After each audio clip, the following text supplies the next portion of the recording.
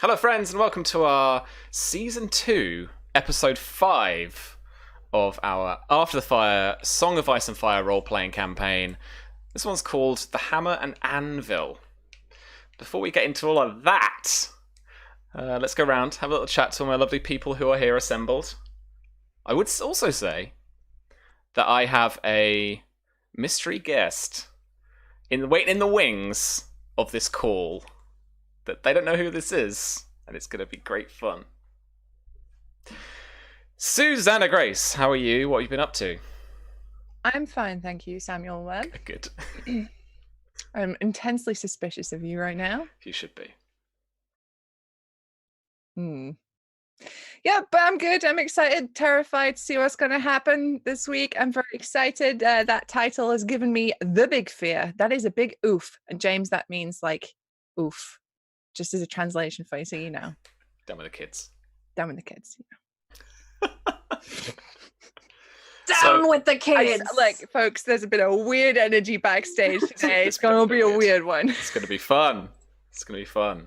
So you've been playing this game. I see you've been playing this game with boats and someone you don't like, and this woman is diving around and yeah. There's tetanus flying everywhere, and so what?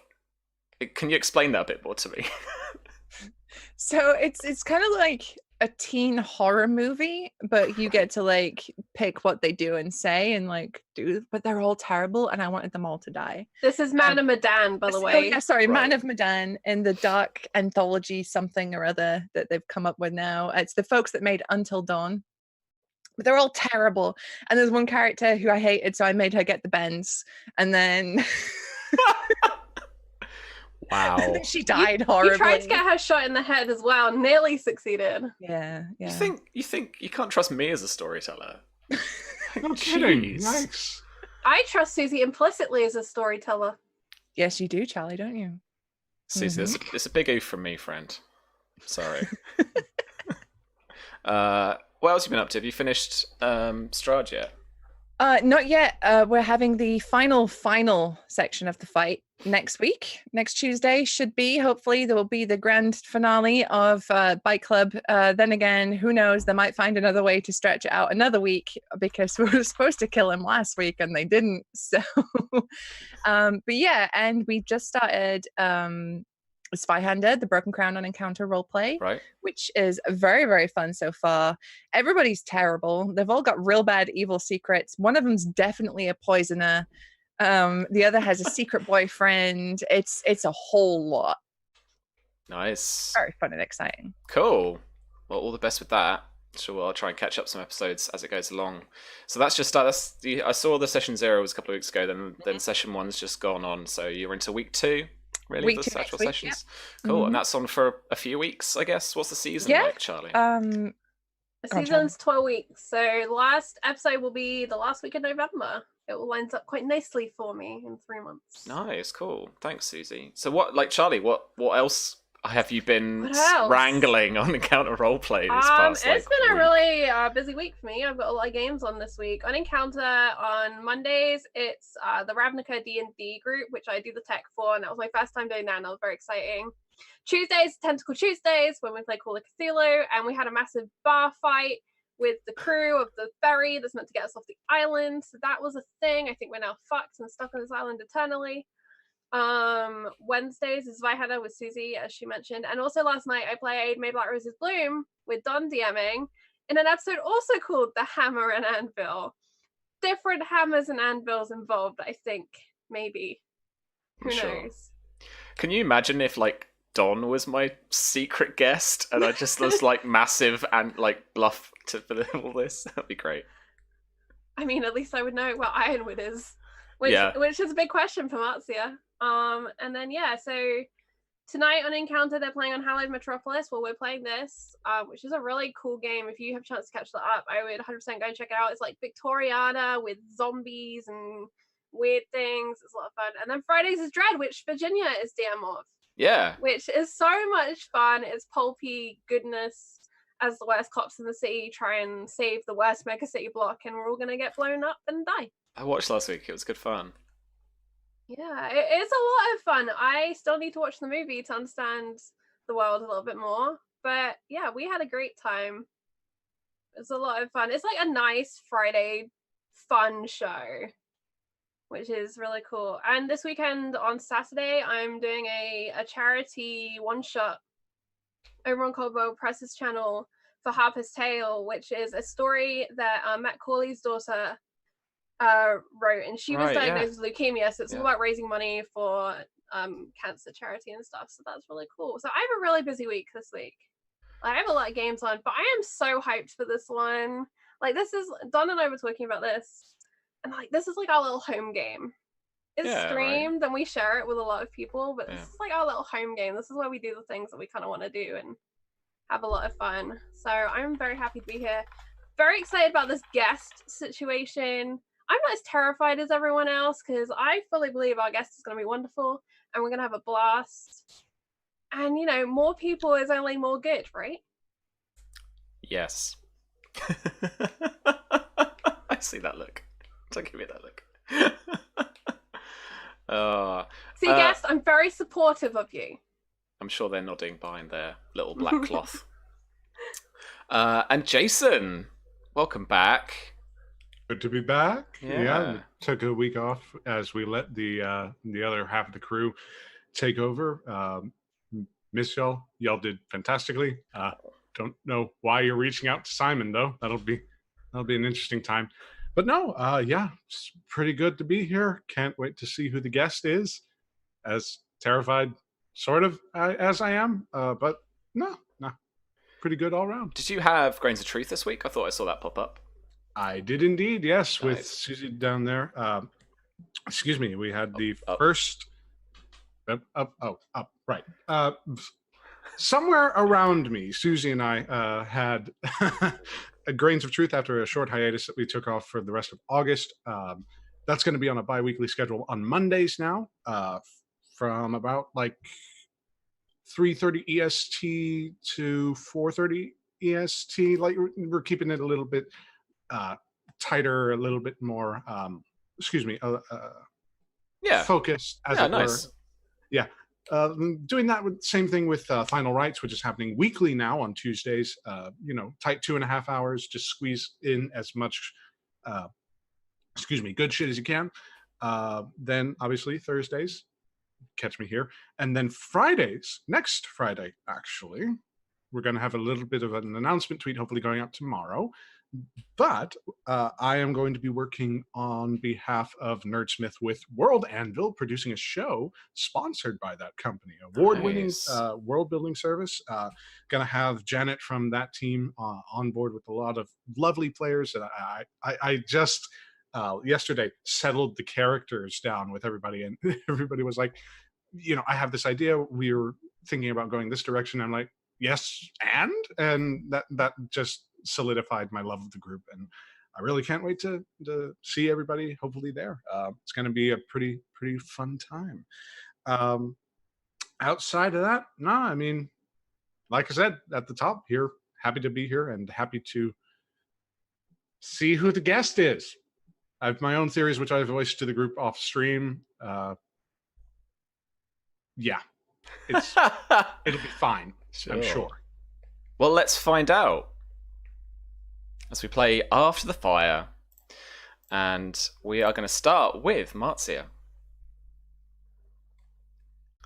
The dinner you would have liked to have held, with Greenmont kin one final time before Mara and the others split off to go to the Red Mountains, cannot be served, but you have tried nonetheless. Ladies Rosanna Crane and Lana are all that are left of the party guests you invited to dine with you. Mara and Alistair have now left with their host, bruised but not beaten, and Babblebrook gone with the household scouts and guerrilla soldiers to keep discipline and arrest any fears of a repeat or reprisal of the events of the night of the camp attack. The Hollow Hearts reported that it was indeed the Devoted that had attacked the Tarly infantry in an act of petty revenge for taking their captives and then doing so badly to keep them. Now, with them gone with the host, surely tensions are only likely to escalate. They only hope Babblebrook can subdue any further plans for violence against the Greenmont allies. So, Charlie, in your dinner of 3, what would you like to do? 5. The boys are also there. Off to a little corner. Yeah. Okay. Just a little cot. Braith, I imagine, is on hand too, just in case. Yes. And I think Marzia is doing her best not to look disappointed as she sits, I think, kind of between Lana and Grammy Crane, and making simple conversation, isn't the chicken well cooked? Trying to think of something meaningful to say, because all she can think is, this isn't quite what I had in mind. I can imagine it being quite a humble dinner as well, now that you've basically been eaten out of house and holdfast, like from this horde that have been camped outside of your house for so long. And as she looks to the centerpiece, all of the wildflowers that she'd managed to go and pick today for it have already kind of wilted. And she's just so disappointed, but she buoys herself and kind of signals for Braith to fetch the gifts that she'd arranged. Sure.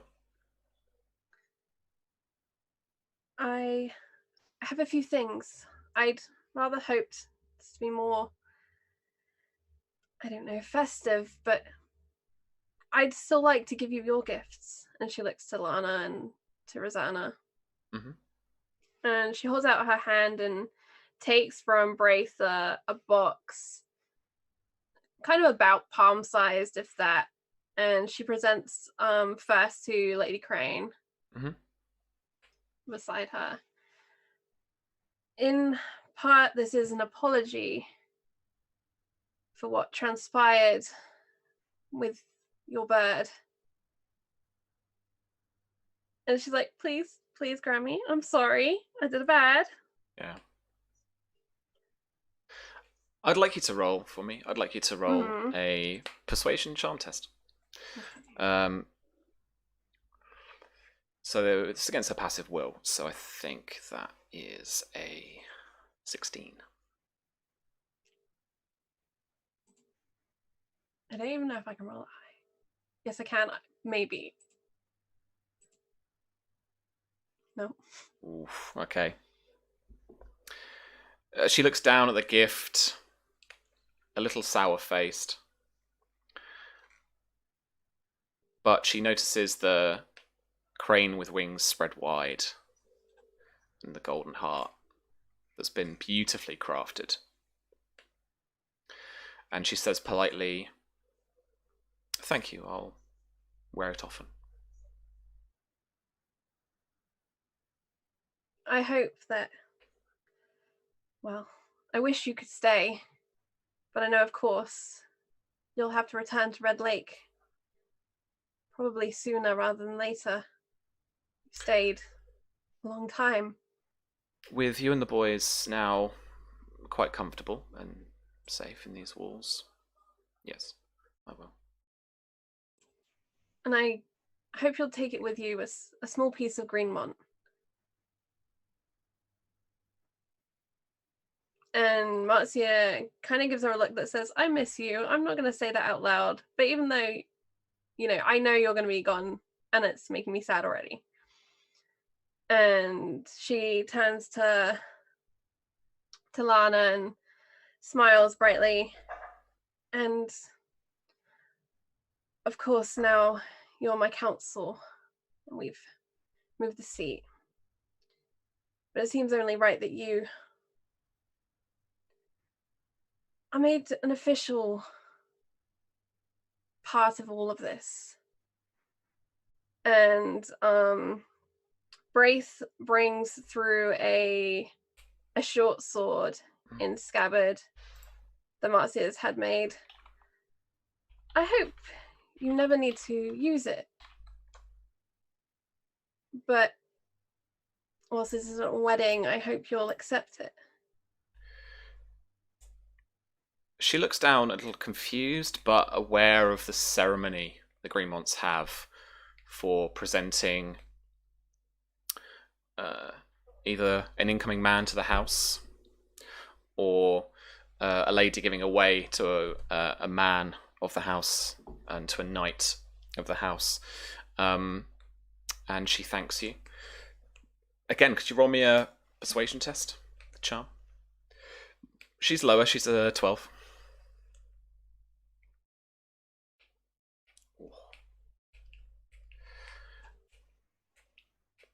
Thank you, my lady. And she doesn't quite know where to put it. And Marzia will wait for Braith to come and take it, and I imagine it's set kind of against the wall near where the boys' crib is. As you tuck into dessert, the unlocking of a bolt at the end of the hall echoes out, and the whole table turn their heads towards a large wooden great hall doors, curious of who they're about to receive, given you asked not to be disturbed. As the doors swing open, you see a procession of guards in black and red, and their armoured steps forward fill the chamber with noise. Behind them, you can see a white cloak billow out behind them, swaying and showing itself as its wearer strides forward with a flank of soldiers.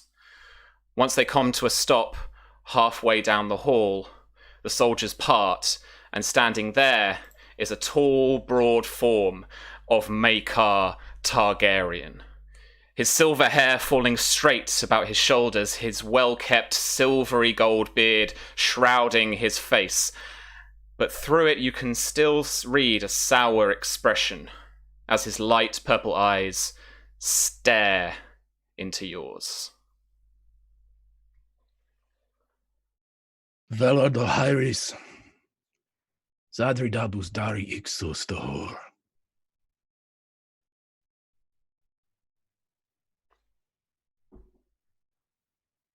My lord, Prince Makar. Marzia stands and then she bows and then she stands and she looks awkwardly at the Rosanna like, what the fuck did he just say? What the hell is going on? Repeat of the first two, please. Valerio Munya, Ingos Nusis, Isa. Oh, for fuck's sake. You do not command a dragon.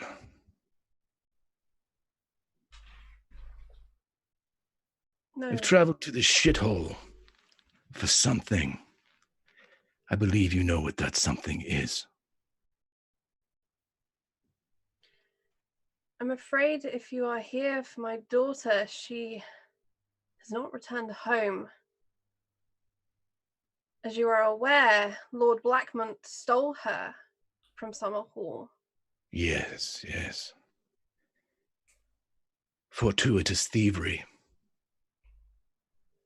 You won't mind if I double check. My home is yours. Of course. Yes, it is. Servants rush around and scrape around for some bread and salt. And the ceremony of hospitality is extended, not only to Makar, but also to his Kingsguard. The Kingsguard that we will have recognised from being in Summerhall, looking after Aerion. I need to just get the name, but it's the same guy now. Marzia will shift and offer Makar the seat at the head of the table at the dinner and signal to kind of Braith to go and get the important people and make sure everything is in order.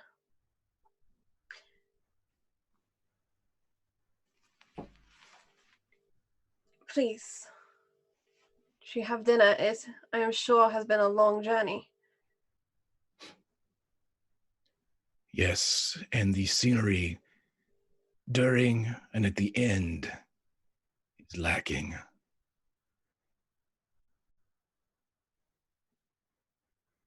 He's going to lean in and down to his host. Makar's form is broad and overpowering. He's a very well-built man and tall too, as athletic as all the stories say. Not quite a giant like the Oakhearts, but strong, and certainly the Anvil of legend.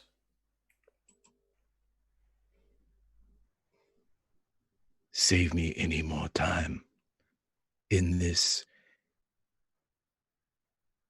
home, and I will consider it a blessing. I simply want what's mine.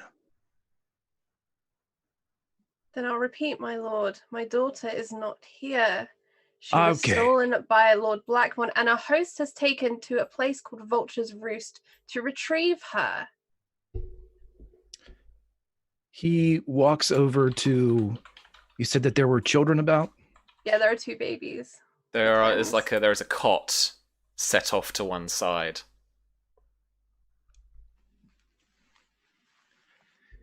Such lovely, if plain, children. You see below you 2 boys, 2 little baby boys. Well, at least they're male. Perhaps they need warding. I would be honored. I think they should find the climate of Summerhall much more forgiving than this one. Wouldn't you agree? I have heard Summerhall is a beautiful home, but I'm afraid they are much too young to travel such a distance. They seem hardy and strong. I would be willing to risk it. They could grow with my son as brothers.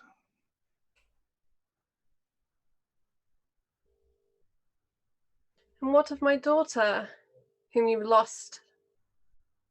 You could keep her if she turns up. I would have no more need of her.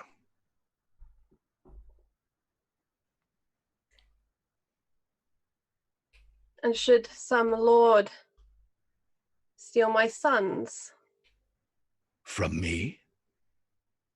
There is precedent, it seems. No one steals from me. The Blackmonts wear it on their tabard.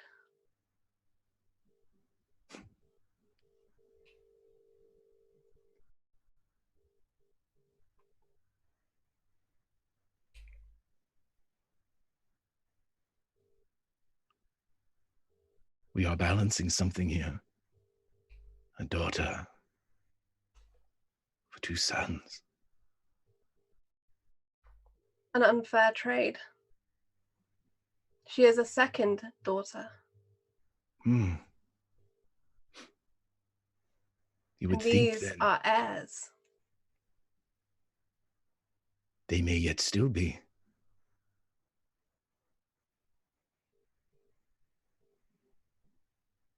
I think at this point, we might roll some intrigue initiative. I think so. That's some broadsides across the bow there, Marzia. Jeez. Right, okay. So, Greg, welcome. Saw exactly what he was going for. Yeah. Greg, welcome. This is how it works. I need you to roll a status breeding test. Charlie, what I would like you to do first, however, is... Okay, it's not on the crib sheet. Right, 1 second. I need to find my intrigue cheat sheet. Yeah. Do I have any bonus dice for being awful? Yes. Chat, any bonus dice? Not yet. You get that through roleplay. Not yet. When it comes to the persuasion I think he probably tests. gets 1 on the open, right? He's a prince. He's walked in and he's like, I'm the fucking prince. You give me the babies and I'll go away. Like, It was strong opening. It was a strong opening. He hasn't even looked around yet. Yeah. All right, that's a test die for Makar. I'd say he deserves it for the fucking dope ass Valyrian he was speaking. Also, I only told Greg about half an hour ago. Oh, can you speak Valyrian, by the way? look, Greg. Sure, yeah. Yeah, I'll look. What was I doing, Sam? Yeah, I'm just finding it. So this is the first time I've ever I used thought this. You told me and I'd forgotten. No. It's the first time I've ever used this stuff, and it's for meeting someone for the first time when, like, that's quite significant. Recognition. Okay.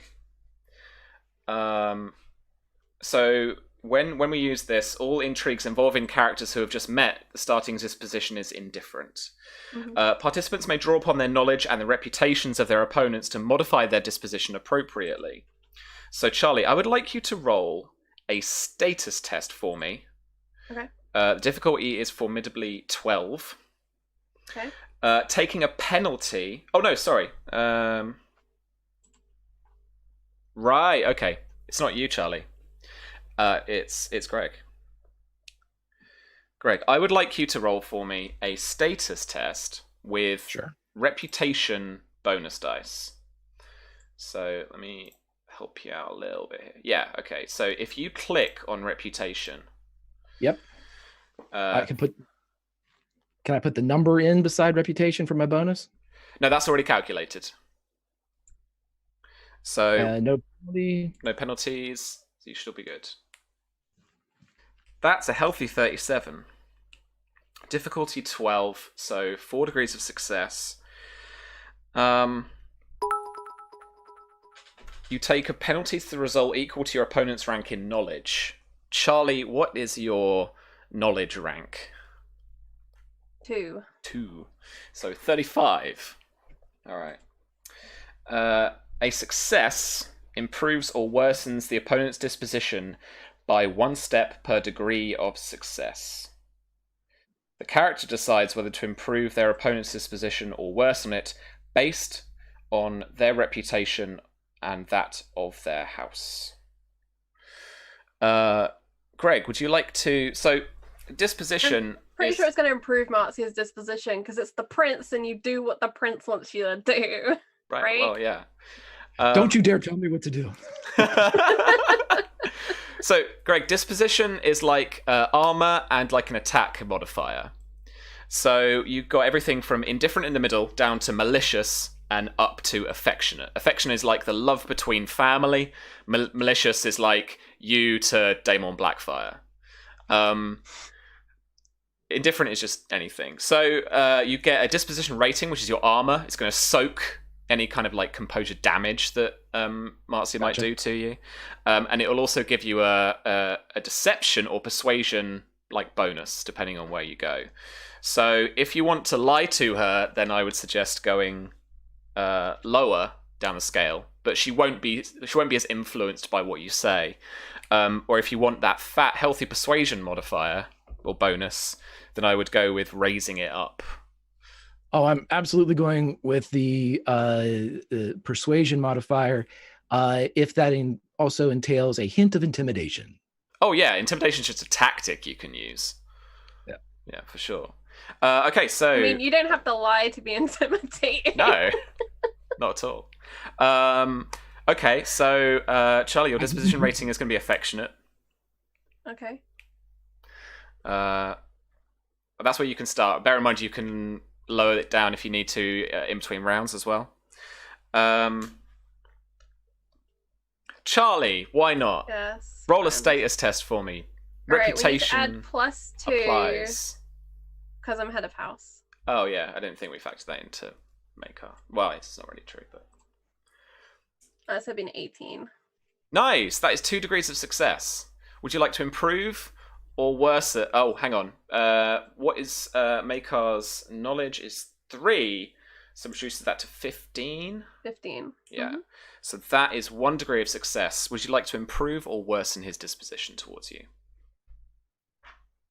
I would like to worsen his disposition because Marzia's going to need to lie her ass off to get around what she's got to do. Okay. Cool. Because she's already lied once. Yeah. Already. So, Greg, your disposition is dislike. That gives you 5 armor against her influence. It also means that you will get a +1 deception modifier and a -2 persuasion modifier. So Marzia is going to benefit from the +5 persuasion modifier and a -2 deception modifier. Yeah. That's where we're all at. Right. That's where we at. I need you to choose an objective for this intrigue, what you want to get out of it. So, for Makar, like you talk about the babies, that could be warding the twins. It could be like find out what happened to Miria. It could be find out where she is. So, you know, it can be a kind of like an actor's objective kind of thing, right? It's what you want to get out of the intrigue. Marzia 2, an objective from you. Nice, strong, like, it could just be like, leave, please. Objective is to persuade Makar to wait for Miria. All right. To return to Fox Hollow. Cool. That's her objective. Cool. Marzia is buying time, is the summary. All right, that's cool. But to put it in an actionable statement. Yeah. The actionable statement. No, that's cool. All right. I don't need to know yours, Greg. Necessarily. So keep it there. So you can also change your objective, but then your opponent will get some composure back. If you want to look, let me show you, Greg, in your intrigue and combat thing. We've got here, intrigue defense is the target number that Charlie has to get to or beat to do some kind of composure damage to you. Composure is your hit points. So that's how many you got. So your current ones, I'll type in there for you. You've got maximum at the moment, and then they'll go down over time. Once you reach composure 0, you have defeated your opponent. They are out of the intrigue, and you have persuaded them to do what you want. You can take frustration, and that will also soak more for... and that'll be your will rank. So we can come to that. So if you take frustration, you can basically soak some of that influence that she might do to you. Unfortunately, that also makes you worse at persuading and deceiving, because you just get frustrated. Cool character point. Makar the Frustrated. Totally should have been his his kingly title. Cool. All right, friends. So, another quick status breeding test to see who goes first. Screw it, Makar goes first. We know who's going to go first. Makar goes first. Right. Okay. Some environmental conditions for the intrigue. Number 1, as is evident by Makar's lovely little talkie at the beginning, royalty and the royal court expect you to speak High Valyrian.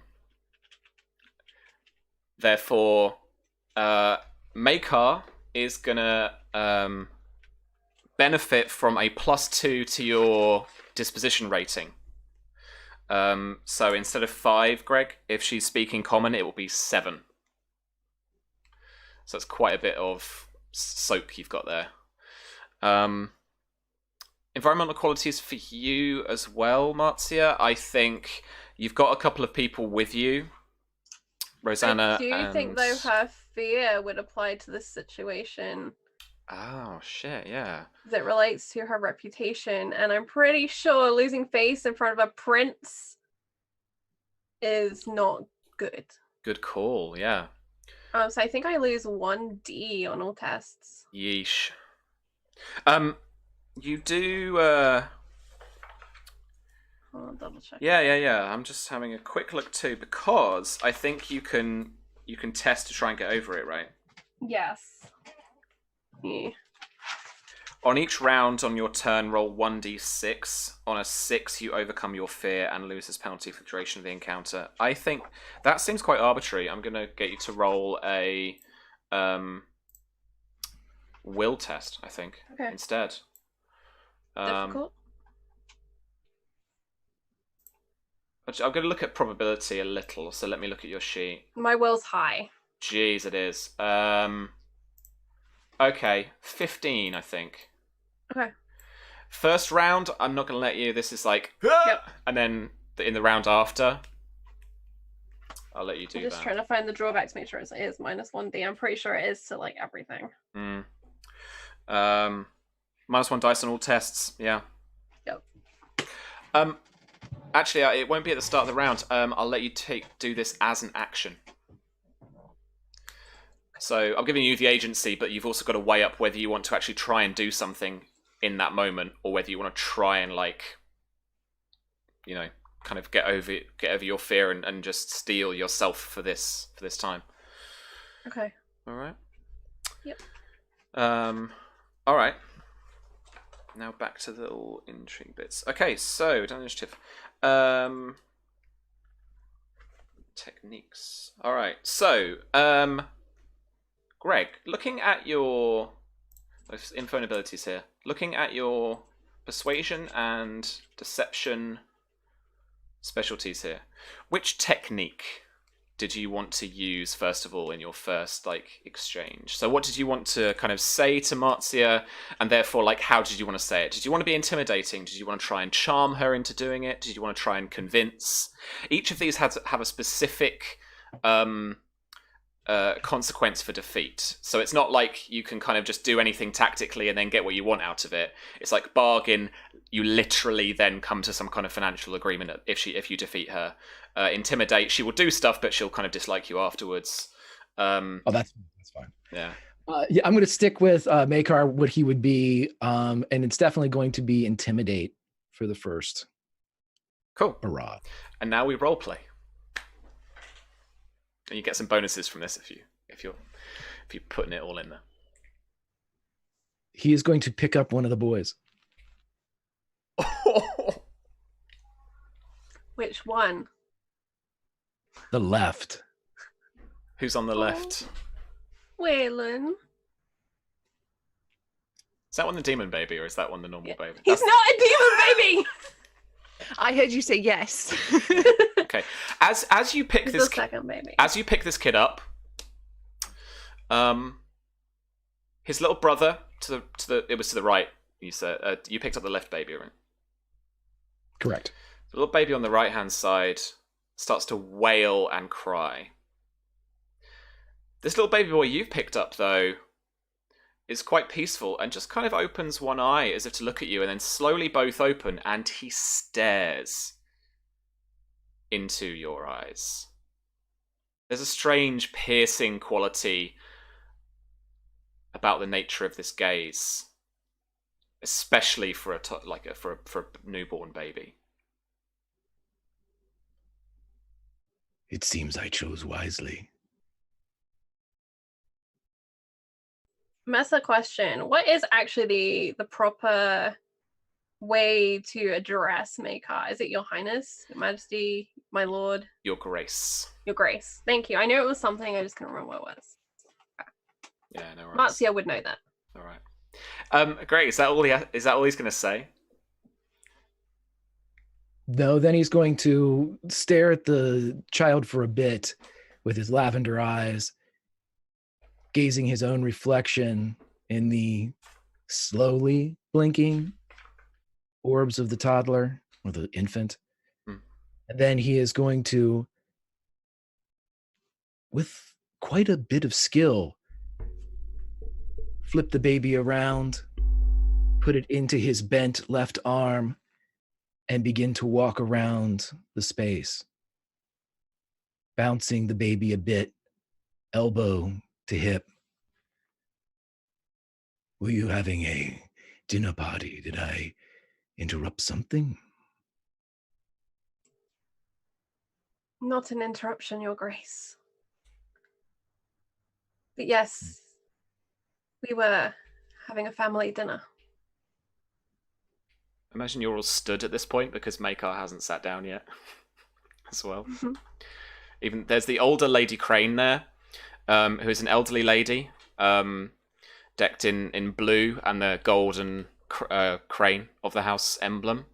And on the other side is another older lady than Marzia, kind of middle-aged woman wearing Greenmont colours of black and green. He'll pay no one any mind. Mm-hmm. As he just walks back and forth. What is this one's name? That is Waylon Greenmont, Your Grace. Waylon. The first name has promise. My other son is Bryn.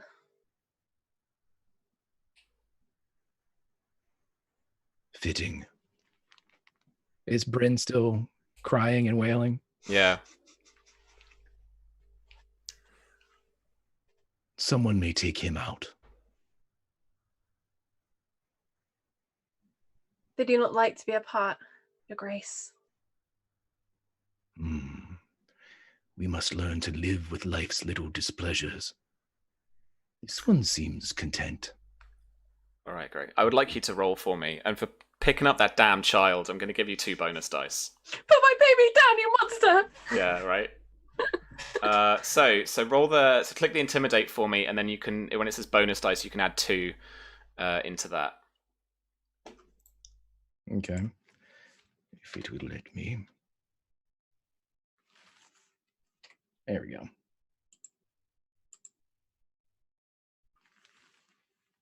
16.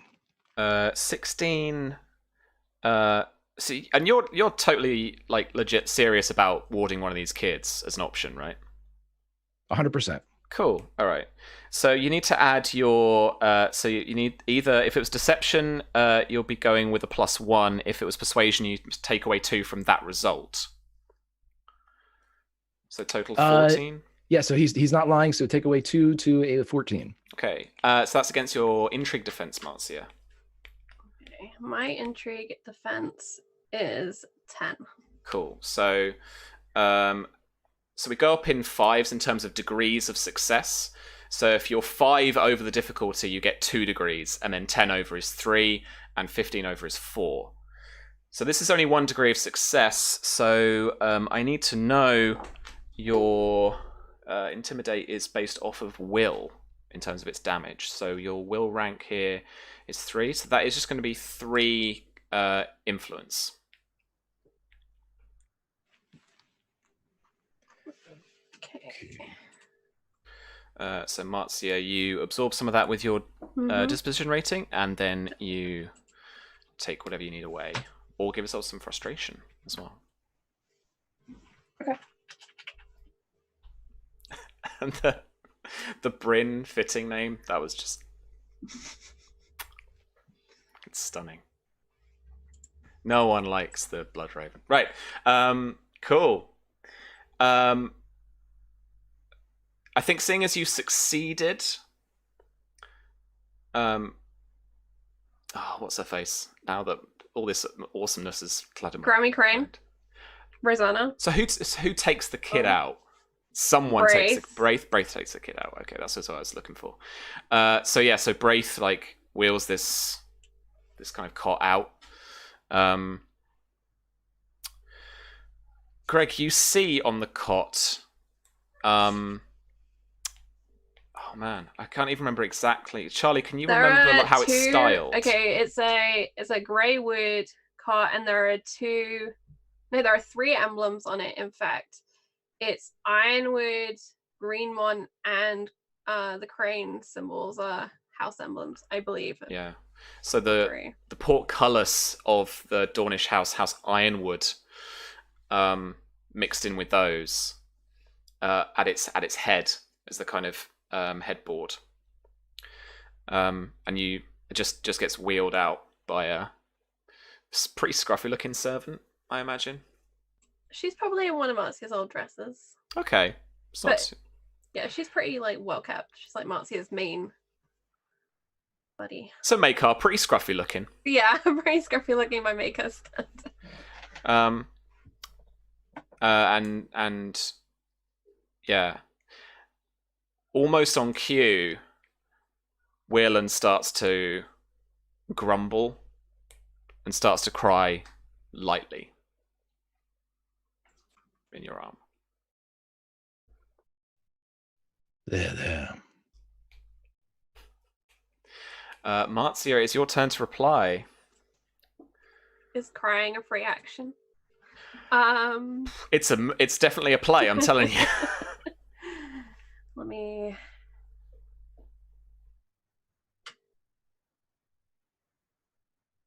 Okay, so I think what she would like to do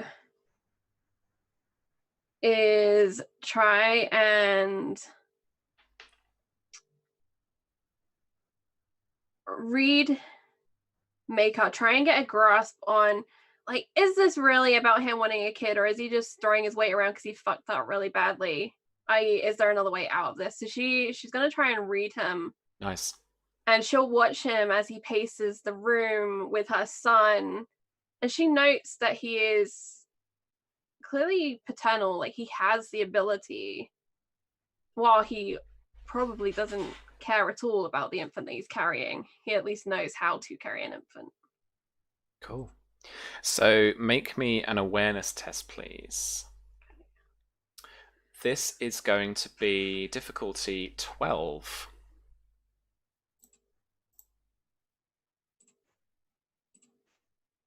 Nope. Oh, okay. Don't want to... Wait, can Destiny reroll? I don't think so. I could use lucky, I think, Oh, right? go on. Yeah, okay. What are you rolling? 3 dice?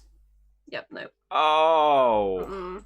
Oh, Marzia is like, put my baby down, please Yeah. just put my baby Yeah. All right. Yeah. So, Greg, that was her action. So it's back up to the top of the round. I do think for Marzia that with the other couple of people here, you are going to get some assistance. Like, we'll give you a. I don't know their things offhand. We'll give you a +2 to your results for persuasion and deception if needs be. Because I think with people there with you, I often do the kind of passive assistance thing because it just speeds things up a little bit. So let's do that. So keep a note of that. Okay. For your for Marzia's persuasion tests and deception tests. If you want to change your objective or to change your disposition up or down one step, let me know. Greg, if you wanted to try and get better modifiers, you could like her a little bit better to go to indifferent, but then it would reduce your kind of armor down from 5 to 4. Gotcha. If you wanted to do that. Because it's just up 1 or down, basically. Sure. I do have my Kingsguard with me, correct? They came in with me into the... Sir Crakehall is with you. Well, as he would be carrying Waylon, then he would just look over at the knight and raise his eyebrow, and his guard would move to every exit from the room. Okay. Just looking around. Mm-hmm. Sure. Not barring it, but standing beside it. Cool. So any door they're guarding now. Yeah. So yeah, basically you've got your so you've got your White Knight Kingsguard guy, who is your personal kind of bodyguard as one of the white shielded Kingsguard, but you've also got your just your squad of household guard dudes. So they go and stand. I imagine Marzia, they go and stand next to some Hollow Heart personal guard. Your Grace, your guards should be aware there is a shadow cat that lives at the house. I simply don't want them to startle when they see the creature. As she suddenly realizes if Salastria comes anywhere near this room, she's fucked. Oh yeah, shit. Yeah, there's that. So you definitely want it to be away from... Yeah, she's not doing it as like a threat of, I have a shadow cat, watch it. It's more of a, please, gentlemen, be aware. There's a cat, prowls the halls. It's fine. Yeah. My men do not startle. Of course not, Your Grace. Okay. So Greg, it's your turn. You can decide what technique you want to use from the persuasion list. You can go with deception if you like as well. A bit of role play, and then also get to decide on your action. There are some options. Let me just whisk you through a couple that might be good. Consider gives you 2 bonus dice on your next test, so you can kind of you can skip a turn but get a bonus. Influence is what we did last time. It's just trying to kind of wear her down and get her to do as you say. You can try and manipulate someone to actually use a different technique in the next thing. If you want to know more, let me know. You can quit. You can just leave. Although that's kind of saying something in of itself as well. Read target is what Charlie just did, which is an awareness test, and if you get over their passive deception, then you get loads of bonus dice later on. Like it's full keep dice. Like it's really good. Shield of Reputation is basically you going, don't you know who I am? And success, each degree of success improves their disposition by a step. I mean, she's at like maximum, so that's probably fine. You can switch to combat, but maybe don't. You can if you want. And Please no. And you can. I tell you what. Let me ask this real quick, and I don't mean to interrupt you, Sam, but I just need, as you're going through these things environmentally, I just want to know: are there any windows that open in this room? Well, guys, this is our house, right? So help. Like, so I take think this suggestions. is the main hall, and usually the main halls are like really high ceilings, and generally, like there might be a small window somewhere to let smoke out, but generally, like the chimney takes care of the smoke from the great hearth, and it's just a really big room, and it's like the protected heart of the house. So generally, you don't have that many. Yeah, I always imagined it. If you wanted a window, we could probably have like a small window somewhere. I always imagined it in the literally in the middle of the of the keep, but and Greg, this is only a keep. There's no like solid like curtain wall structure or anything or big towers around. It's literally just like it's like a medieval hall. It's a hut. It's a hut in the mountains. No, it's like a lodge, right? Yeah. It's very much like a lodge. It's like raised up. I think the lower half of the wall is stone, but the rest is probably just a wood all the way up after that. Yeah, almost kind of palisade-y. But I either imagined that or I imagined that it would maybe be the kind of exterior wall on one side. If there was that. But friends, it's up to you.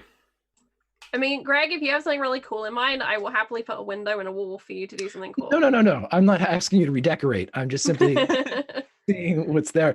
I can always go Raiders of the Lost Ark. He'll go over to the hearth and move a poker into the flames and let it rest on the logs.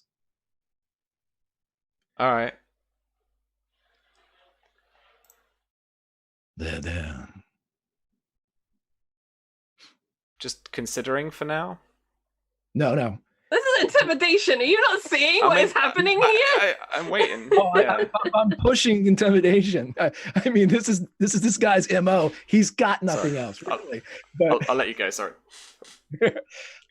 He's going to sit there, and with the poker that's used to reposition the logs for burning, he will keep it in the flames, but he'll move it around a bit to make sure that the log catches a bit. It glows a little bit brighter as it reflects off his lavender eyes.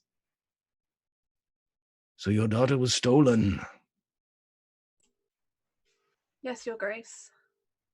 When? I received word a few weeks ago, right? Yeah. How long ago was it? Like 6 weeks? Well, we moved on a month in house action turns, so it was a few weeks ago. I believe a little over a month ago. We were late to receive word here in the mountains. No raven was sent. But the word I received was terrible, and I have feared greatly for her. As do I. Whose message did the raven bear?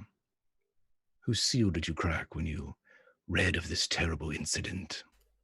It was my grandmother, Lady Crane, who brought word from High Garden Court. And she introduces Lady Rosanna Crane, who Makar may know, because Lady Rosanna has been around in court, but many years ago, probably. If he does, he doesn't care. Yeah, fair. Sure. Very fair. I can imagine you recognize the name. Yeah, and she is the older lady to Marzia's left. And she curtsies. Have I got her stats? Let's just check. Yeah, she's got a sheet. In the new game, though? Oh, no. In the old game. I can open the old game. Let's go to the old game, folks. To the old game. Yeah, right. Give us 1 second, folky pokes. I think it would be common knowledge that Rosanna Crane is a talented healer. That's probably something that Makar would know. He probably wouldn't care too much, except it's a useful thing as an ally to have a healer. And she attended many tournaments as the healer on call. Susie. She is known as the Withered Rose or Mother Crane. She's got a bit of an Helena Tyrell going on. And I want to check her languages. Okay. She speaks to you in Valyrian that she heard the news by way of rumor. And as she looks at Marzia, she says, and I believe that rumor was confirmed. But obviously, Marzia, you don't quite get the words she says. Though she looks concerned, and she does look as if she stops herself. She speaks quite abruptly, quite shortly.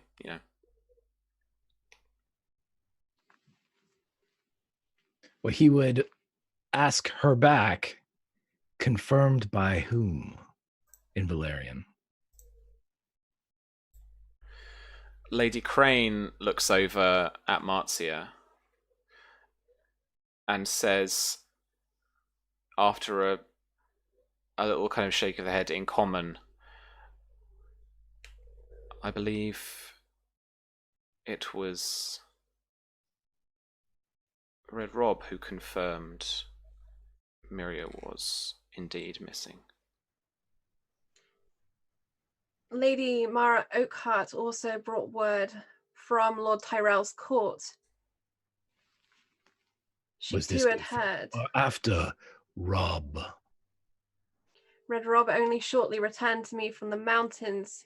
He had been a squire to Lord Ironwood in Lord Ironwood's investigations to rescue my daughter from Lord Blackmont's care. And how did Red Rob, from his perch in the mountains, receive word of this before you?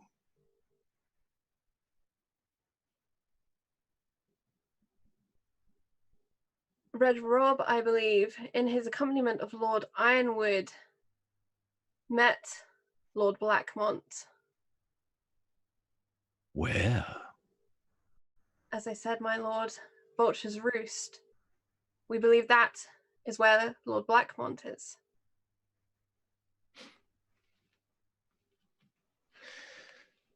Strange. Lords Peake and Tarley, along with young Lord Oakhart, have taken a host to seek out this place. Oh, I've heard of the host. Then you understand how seriously we take all of this. And how clearly there is enough evidence for such lords to act. Oh, I do believe that action is dictated, warranted, and obligated by the crown. Of course, Your Grace. There. All right. You need to roll Intimidate for me. Susie, how do you like buses? It's really comfortable under this one. Thanks. No bonus dice, correct? Or no, I'm going to give 2 bonus dice to Charlie's next technique.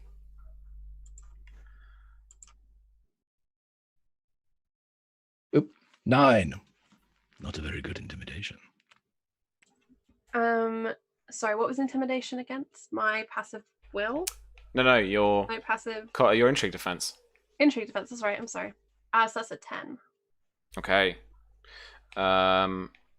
Is there a modifier for intimidate?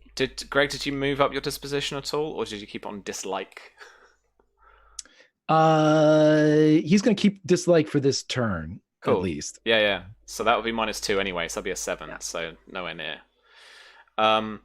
Marzia's held her own. I think what technique did you want to use, and what action maybe did you want to use at this point? There was some awesome frickin' role play. So let's get straight to the dice and get back onto the next round with you. So for the finishing of this round, what technique did you want to use, Charlie? I think she's trying to use convince that she's acting on the best knowledge that she has, and they're doing all they can to get Maria back, and that she believes Blackmont stole her daughter from Summer Hall, and they're going to get her back. Nice. Cool. And with your 2 bonus dice, roll them bones. I think it's an influence, unless you want to change it up. Just going for influence. All right, so I need to roll will rank, correct? That's going to be the damage. You need to roll your persuasion. Persuasion. Oh yeah, of course. Sorry. And you gave me 2, which I'll take. 15. It's going to be 1 degree of success. So yeah, what is your will rank? 5. Oof. Oh, hang on. No, it's not 15 because I have a persuasion modifier. Shit, you do. +5. It's +5, so that goes up to 20. Which is 2 degrees of success. That's so 10. Minus soak. Yeah, 10 minus 6 here. Oh, hang on. -5 is 5. So, Greg, I've updated your composure. Should that go down to 0, you're out. You can take from frustration. Each point of frustration will soak -3. -7 because she's not using High Valyrian. Yeah, that's right. Yeah. That's right. That's right. Thank you for that. So just 3. Okay. All right, that's where you're at. If you wanted to take a point of frustration, you could have soaked all of that, but now you'd be on like -1 dice to all tests, so there'd be a penalty dice. So and whenever I lose my composure completely, that's the shit's over. I've lost. Correct? That is correct. Okay. I mean, I figured that, but I wanted to make sure I didn't like fall over dead or something. No. Okay.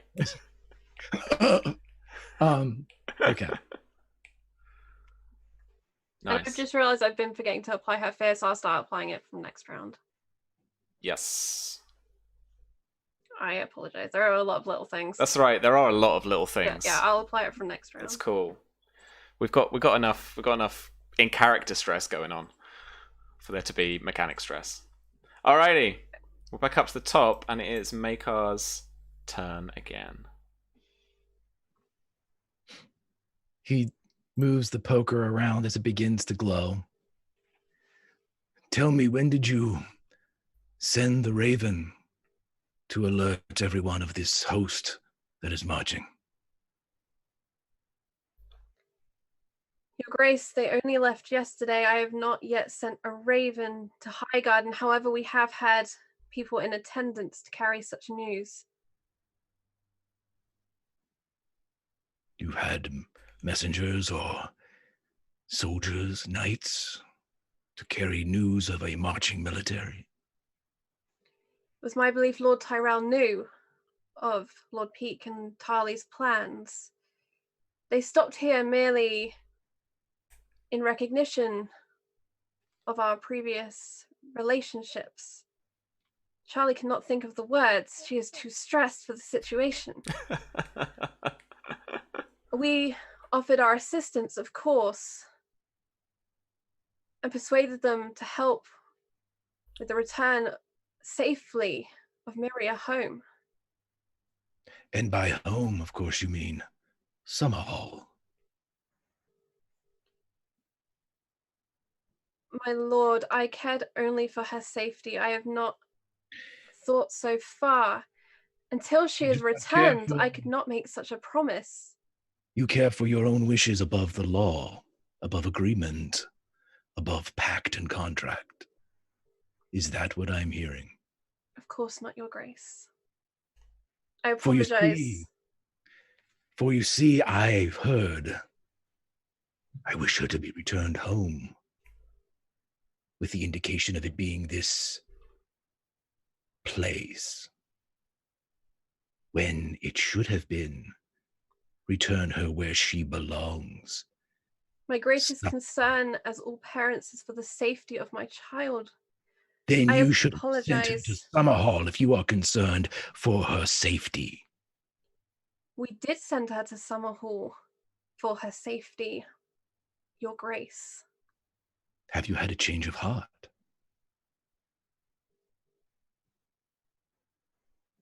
I would see her safe, Your Grace. Above all things, she is a child, and a child of a house that I have been given to protect.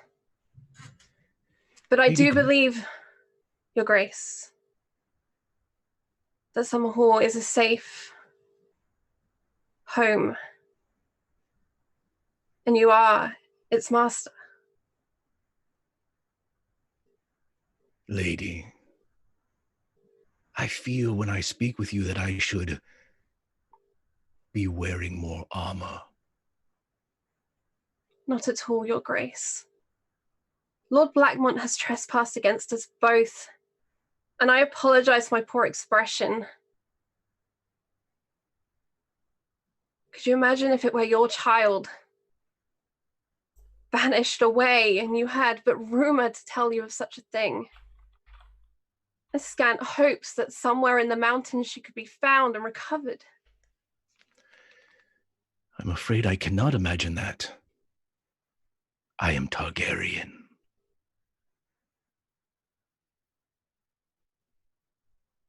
I'm sorry to not have faith that you would safely find her and protect your ward. I would like to use the "Don't you know who I am"? Okay, cool. Don't you know who I am? So you need to roll me a status reputation test, please. You don't need any more bonus dice. And yeah, you can use this only once. Success improves her disposition by a step. It's a 42. Sure. All right. Passive will was probably like 20. Mm-hmm. Cool. So that is a success. So, I mean, you're at affectionate anyway, right? Yeah. You can't go any further. So you're right at the top.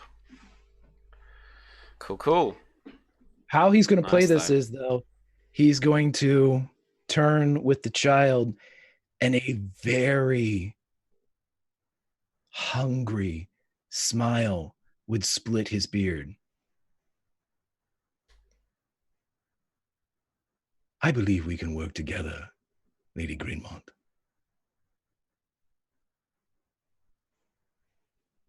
For your children, for my ward. Perhaps this is the same thing.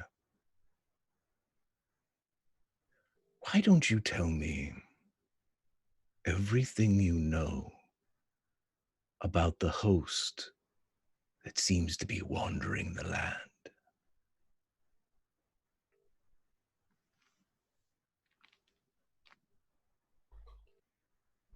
Of course, Your Grace.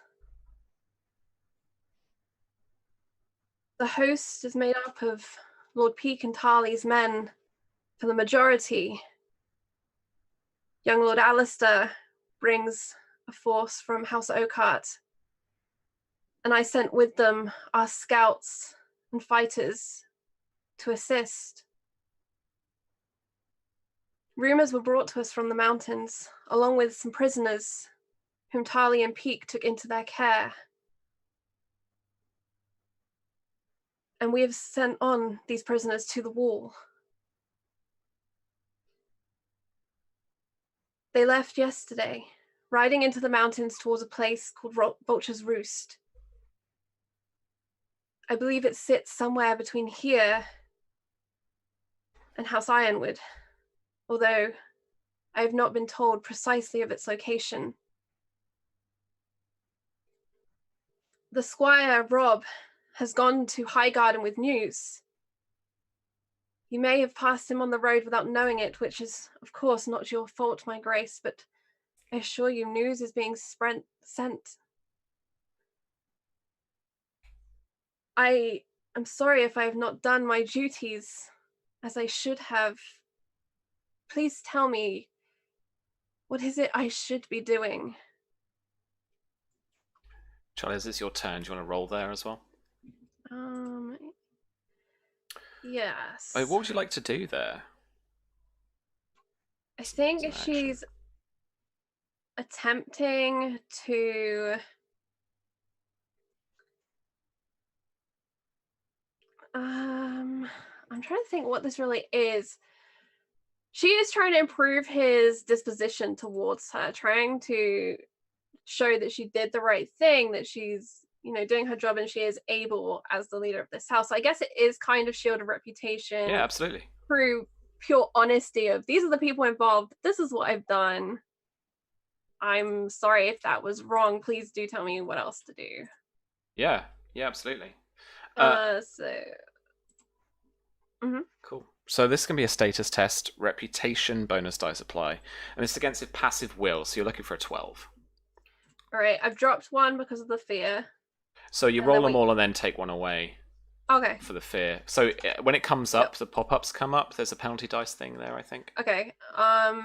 So you said with reputation, correct? Yeah, reputation bonus dice, yeah. No bonus dice. One penalty dice, and it will be +2 because of head of house. Yep. 17. There we go.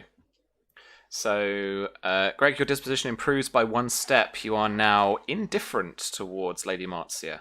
So you'll soak 4 or 6 composure damage if she speaks in common, and you haven't got any modifiers now. So it's just straight rolling. Very good. All right. We are going to pause at Fox Hollow and whisk ourselves over south, over the Red Mountains, to House Ironwood. I don't want it. Oh, no. I want to go home. Oh, but which home? Not this one. Not Fox Hollow. No, not that one. All right. So when we start the scene quite late into the evening after dinner, Lady Helena Ironwood is working in the cramped solar of the Ironwood Keep. As you peer into the solar from the door that's ajar, you can see that it's filled with parchment from all sorts of shelves, desks, boxes even, and rich red ironwood timber bookcases. She is sat at a small weathered red desk that's carved from ancient Dornish redwood, this red ironwood, and it's carved in these like ancient Dornish relief patterns. It springs to mind that a maester could be doing this. It's quite late at night. You're probably quite full from dinner. But she looks restless and determined in her stewardship as she sits at the desk and scratches into the paper.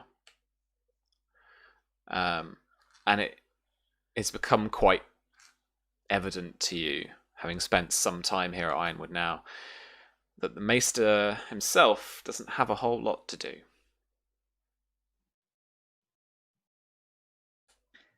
So Mary will lightly knock on the door frame. So she's not doing a loud knock to startle her, but just enough to announce her presence. Without looking up and dipping her quill in some more ink, Lady Helena answers, "Enter." Oh, Mary does. She says, I don't mean to disturb you, my lady. Yes, what is it? Well, I was wondering if you would like any help. You seem to have so much to do, and well, hopefully one day I shall be running a household of my own, and I feel like I can learn a lot from you, and if I could help alleviate some of your burden, and perhaps not feel like I'm abusing your hospitality. She stops writing and looks up, slightly quizzical, taking the quill in both hands, plays with it a little, and she asks, "What could you offer in way of service?" Well, I can read and write. I took some stewardship lessons at Summer Hall. While it's true I don't know the ins and outs of running a household, I could be useful elsewhere, whether it's simply note-taking or getting documents where you need them to be, or... I'm surprised they let you take the stewardship classes at Summerhall. Well, I was quite persistent. Well, I'm glad. The laws north of the Red Mountains don't tend to like ladies getting involved in their courtly business, the management of their houses. Things are quite different at Greenmont. We were, from a young age, taught how to read and write and take on small duties around the household. And she sits back and she asks, "So what did you do there?" Well, when I was at Greenmont, I was still quite young, so I wasn't really allowed to do much. But I did notation. I helped collate and store documents where they needed to be. I was never trusted with money or funds, but who would trust a 10-year-old? At Summerhall, it was more theoretical, more than anything. It's not that they would ever really let us run that household. I'm sorry, I feel rather useless here, and I want to help. I want to do something. Come here, child. And she beckons you over to the desk. And on her desk looks like some form of rota. Mhm. And she's trying to figure out guard duties. She explains how the men guarding the Boneway have asked for different rotation of the different towers, and she's literally trying to balance human resources to the different towers that stretch along the Stoneway. So she basically kind of sits back, explains this to you, and offers the problem to you as a kind of test, in a way. I would like you to roll a test for this. I'd like you to roll cunning, please. Oh, okay. Yeah. This is going to be difficulty 12. And Specialties? so cunning would be logic. Shit. Never mind. All right. 10. Fuck. Okay. So not like wrestling with a problem, and you show some promise in actually applying yourself to it. It seems not so much that there's a human resources problem. It's the amount of land that's knocking around, and the investment here that Don made in how much land they've got, and the Boneway, because the Boneway is let me just look at this with the old measurer. Show others, that's fine. That's not it. I want that. So the Boneway, at least up the part that, they have, it's probably about 30 odd leagues, 35 leagues, until you get to the kind of will domains. So that's 35 hours on foot, basically. So it's a fair old way. So it's the problem lies in moving people around rather than an actual human resources problem. But she says that you show promise, and could be that we could find something for you. Right now, I must confess I'm at a loss as to what exactly. I like to have a hand in things. I like to make sure things are done properly. I understand that. It's admirable, really.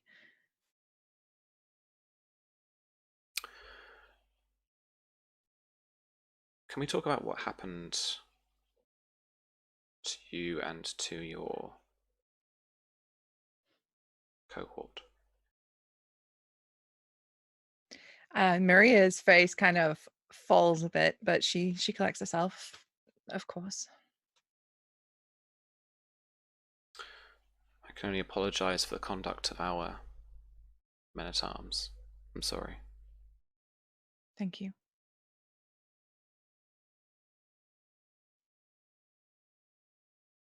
She's a dangerous one, I feel.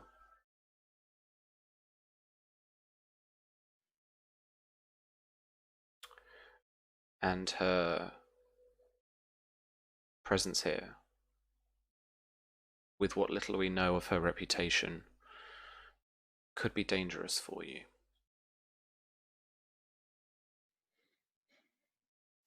I understand that. But Daira saved my life on more than one occasion. She didn't have to do that. She could have just left me to die, but she didn't. She didn't know me. She didn't know who I was beyond my name. But she extended that hand and she put her neck out for me. And yes, she may seem dangerous and from where she's from and her background as a bastard is, I understand, challenging for a lot of people. But I believe her to be a good woman.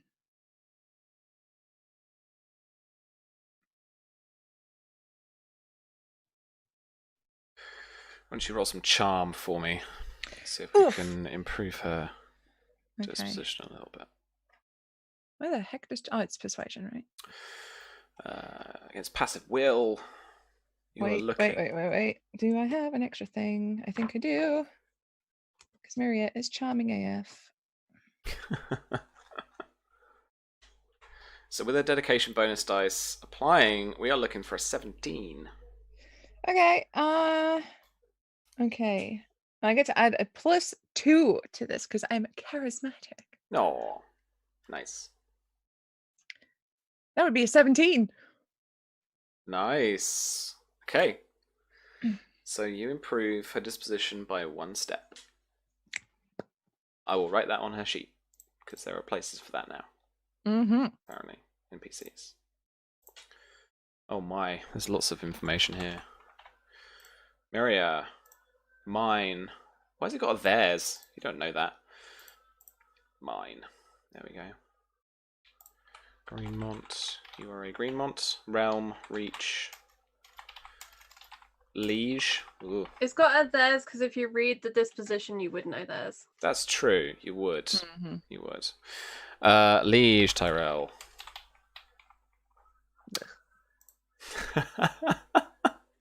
Just any authority. Just we don't like them. She's 13. Fuck the police. Yeah, true. Yeah, come say that at Fox Hollow right now. I'll tell Makar. I'll tell him. Sure you will. Makar, you little bitch. Oh my days. All right. I folks and chat. I need a menial task for Miria. Scrub the floors. No, like Clean the windows. Like, you know, it's still noble. Some paperworky bullshit Reorganize task. the library. I mean, is there equivalent of like donation calls that she can make? Like cold calling people. Yeah. Just has to write letters. Like, please. Just write letters. Yeah. Pay your taxes. Pay your taxes. Pay your taxes. Washing and drying the quills. Oh, Oh, Dawn, that's good. Yeah. Okay. Oh, okay. So if you wash and dry the quills, then you might be upgraded to writing the letters. She'll do it. Cool. All right. Very nice. We are going to go over to Simon, but folks, Sam needs a stress bio, so we're gonna take a short break a little early, and these folks can talk out of character and be like, "Ah, Greg, oh my god!" for like 5 minutes. So we'll be right back. Don't go anywhere because the juiciest fruits are yet to come. All right, we'll see you in a few. Greg's locks are glorious. I know, right? Very much so. I like how I got rid of all my hair and Greg gained lots of hair. Hi everyone. Hi, everyone. we got all of that just then. Excellent. It was glorious. It was lovely. Welcome back to our session. Fire and blood, because he's worth it. Oh, Maybe it's wrong. Greg. Maybe it's the blood of Old So- Valyria. You sure you Hello? sure you want to come back to Highgarden? You can cut to Dorne. Yeah, I'm going or back to Highgarden. Foxhall. But You first, don't have to. hello, Greg. Yes, hey. Hey, How are you doing? great. I'm having a blast. This is a lot of stressful fun. These people are amazing. Sam, you're amazing. This is everything I thought it would be, except instead of a pucker factor of 8, it's about 11 or 12. Now So, you know how we feel. So yeah, right. I'm surprisingly comfortable with this Targaryen. I'll talk to my therapist about it. Nice. Back to you, Sam. Cool. Thanks. All right. Gonna head over to Simon in Highgarden. Standing before you Oh fuck. is a figure of Tamora Hightower. A brunette hair styled to fit the Dornish fashion. And it, even with your untrained eye, can see it clashes with her classic bodice-style dress of a Reacher house.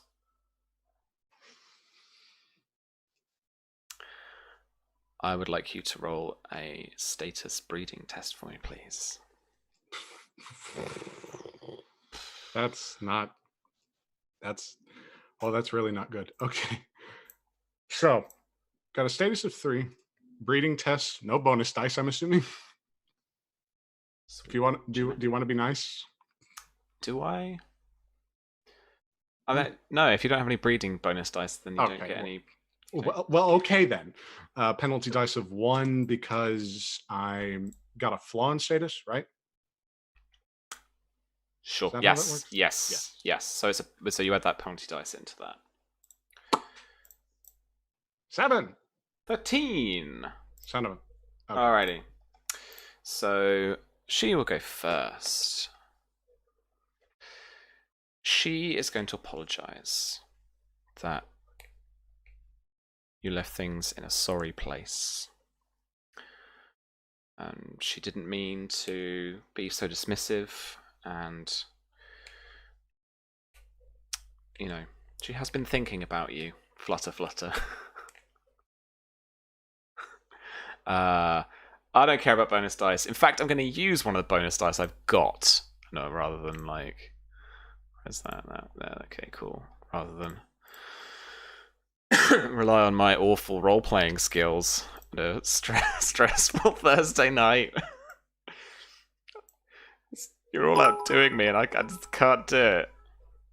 Oh, so Simon, thank you for that purple. That's amazing. Thank you so much. Simon gets a test dice. Simon gets a test dice. So we're going to copy this. Sorry, 1 sec. And we're going to...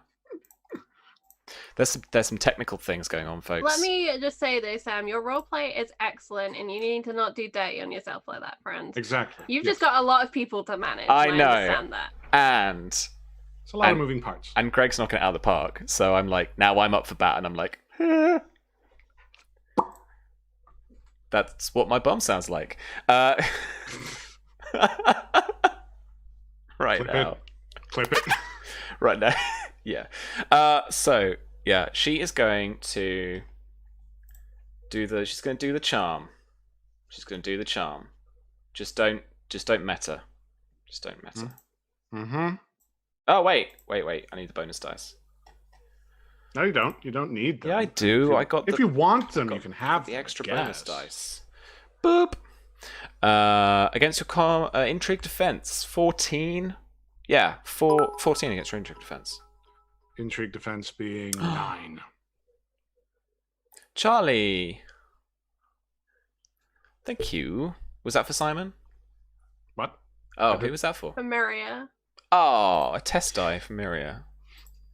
Yep. Oh. Nice. Let me add that. Cool. All right. Thanks, friends. Supportive families. No modifiers. 14. 1 degree. With a 9, yeah. That's 2 degrees with it's a 9. What? 5 Damn it. extra. 2 degrees. Because I have a defense. Because of flaw of status. That's a Right. passive status. Yep. Nope.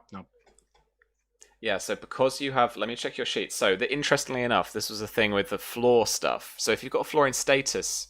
Which I do. So, normally you would add up your cunning, your status, and your awareness for to make up your intrigue defense. Right. You're going to count your status as 1 less than it actually is when calculating your intrigue defense. Intrigue defense. Yeah. Gotcha. So if it... so let me have a look at your sheet very quickly. Sorry, folks, bit of housekeeping here. Status is 3. I had it marked down as intrigue defense 9, but...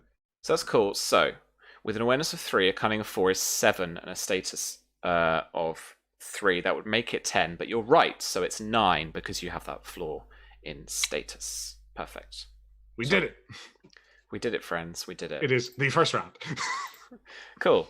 And with a 9, a score of 14, 2 degrees, which means we are going to... I'm going to inflict 6 influence onto you. Reduce that for your disposition rating towards her. Amiable. And then apply the remaining 3 to your composure. Not wounds, not injuries. Composure. To have that much composure left. Did you want to take any frustration yet? No. No? Okay, well, good. Perfectly fine. All right. And it is over to you, sir. What action would you like to take?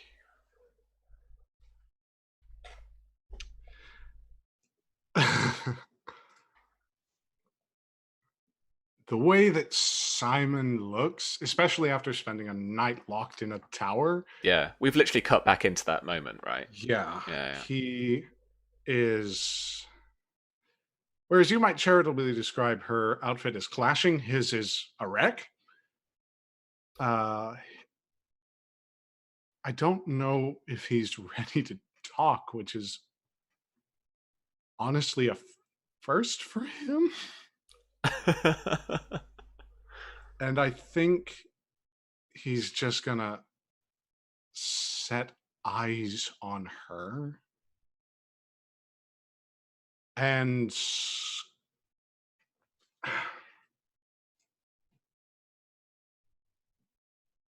yeah, I think he's just going to really try and see what the hell it is she thinks she's doing. Okay. I'm the read target. Like, Yeah. I just Roll for me that awareness empathy test, please. And this is going to be... I'm rolling. I'm gonna roll with the test die that Purple just gave me. Cool. Thanks, Okay. Purple. So that'll be I think they've gone. But 12 is what you're looking for in difficulty. perfectly fine. So that's 4d6 total. Mhm.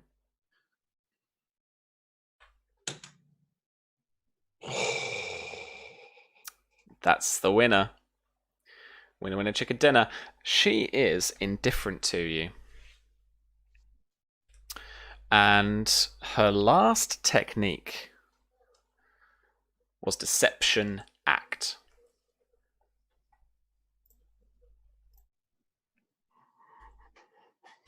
You will know that. And oh no. you now have +1 test die with all your deception and persuasion tests for the rest of the intrigue. Okay. Yeah. She continues.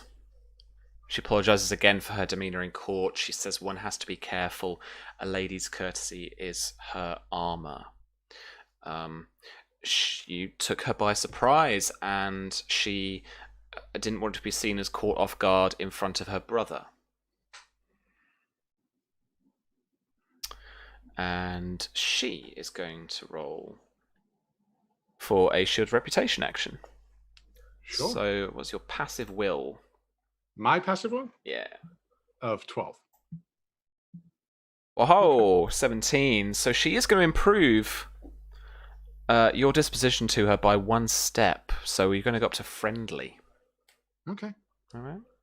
So that'll change your modifiers towards her, and also your disposition rating will go down to 2.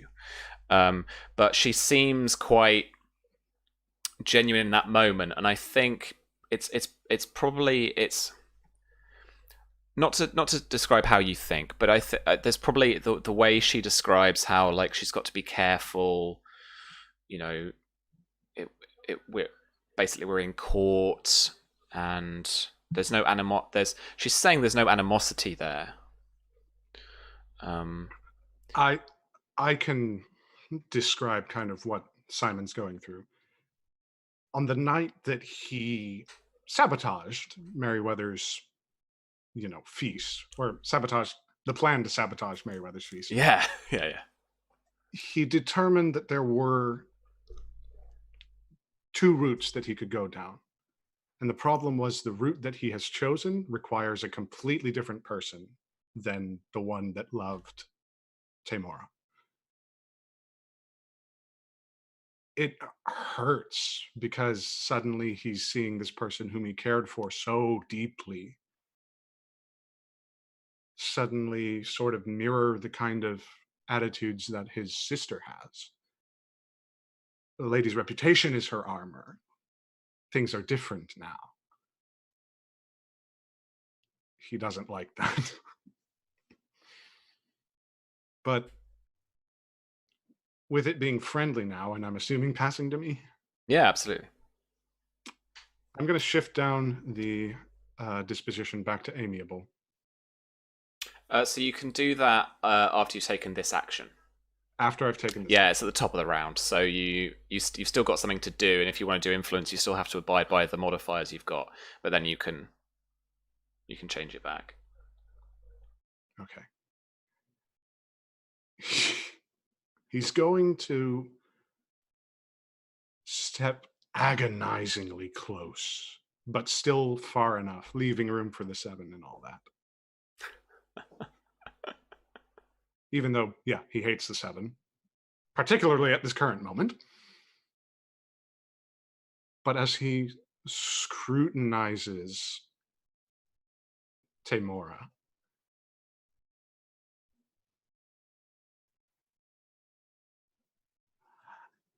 he's going to still himself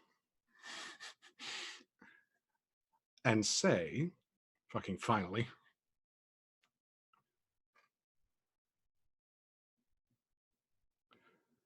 I understand. The weight of that armor clings to you. I see it plainly. Sags your shoulders, bends your back into a hoop. I understand.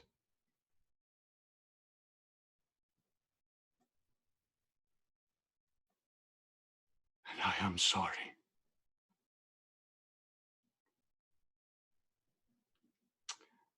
He's going to use manipulate so that she uses bargaining, hopefully. Okay. Get to the point. Quid pro quo. And this will be...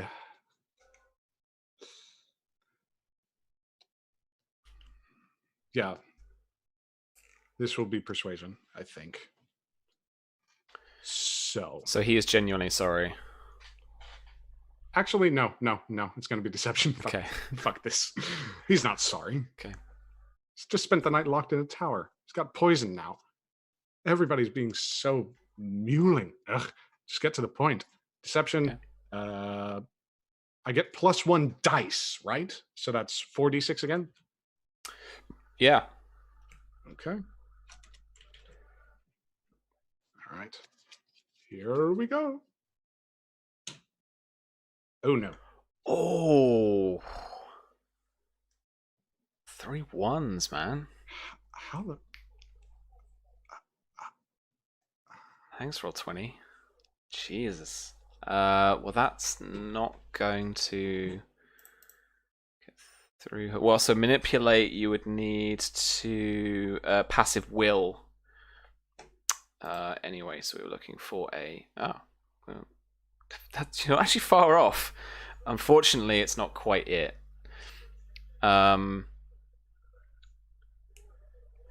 So, top of the round, you can change up your disposition. Down again. Going back to amiable. Sure. Okay. And she will press upon you the idea of meeting again. Discreetly.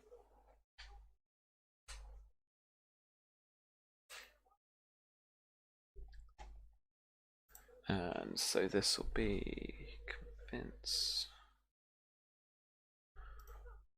Oh.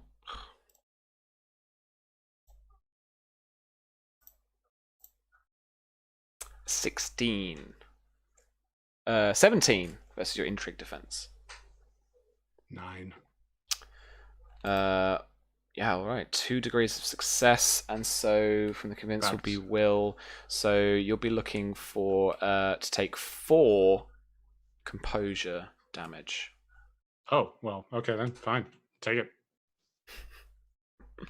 It's 1 with, or no, 2 with my disposition, I believe. Cool. Yeah. Double check. Oh no, is it just 1? Wow. Okay. If you're gone down to amiable. Yes. Yeah. So you'll soak 3, and then 1 will be let through. All right. Back over to you.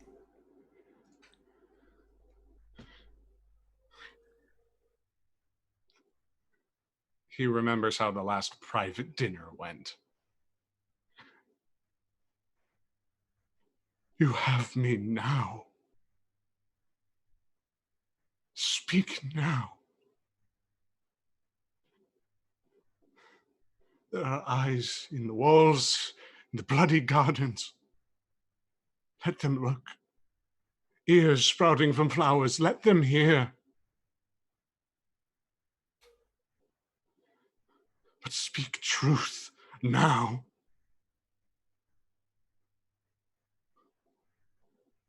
Or take my heart where'er you roam. And leave me be. Hearing this, she asks, "You care for me? True."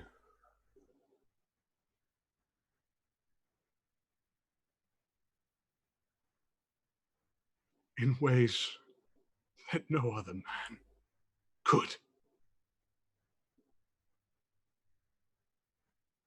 If you want to roll for me, I do have a response when it's her turn. What would you like to do? Convince. Cool. Okay. And this is persuasion. Sure. 15. Nice. 15 will be 2 degrees of success. So your will rank times 2. 6. Lovely jubbly. Okay.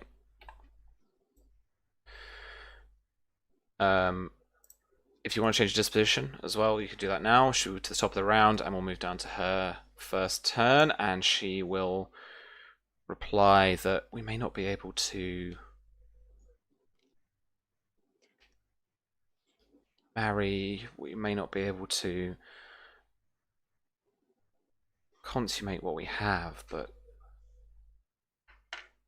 I would still like to see you again. And she is teary and again presses upon you that she would like to see you.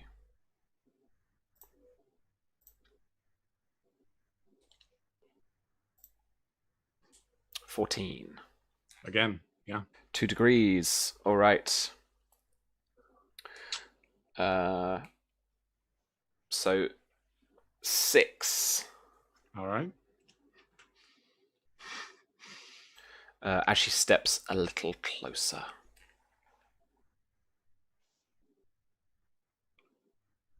A hand just stretching out slightly, just barely touching your skin through the robes as it kind of flaps a little, you know.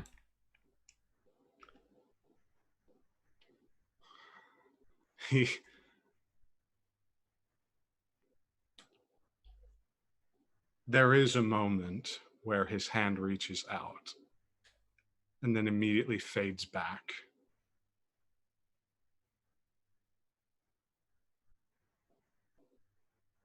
You weep for me.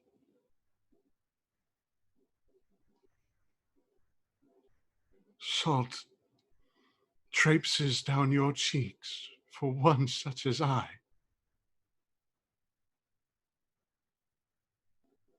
How long have we been apart? Too long.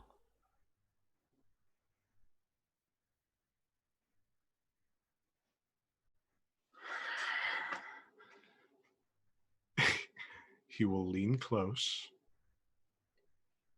and whisper.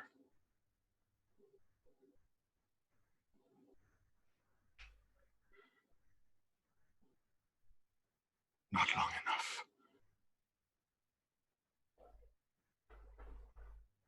He's quitting the intrigue.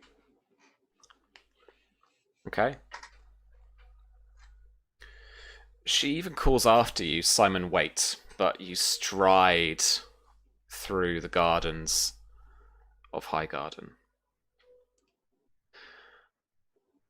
Let's head back to Fox Hollow and pick back up where we left. So you've all kept a track of where you are composure-wise and all that kind of cool stuff. So the top of the round, it is Makar's first turn.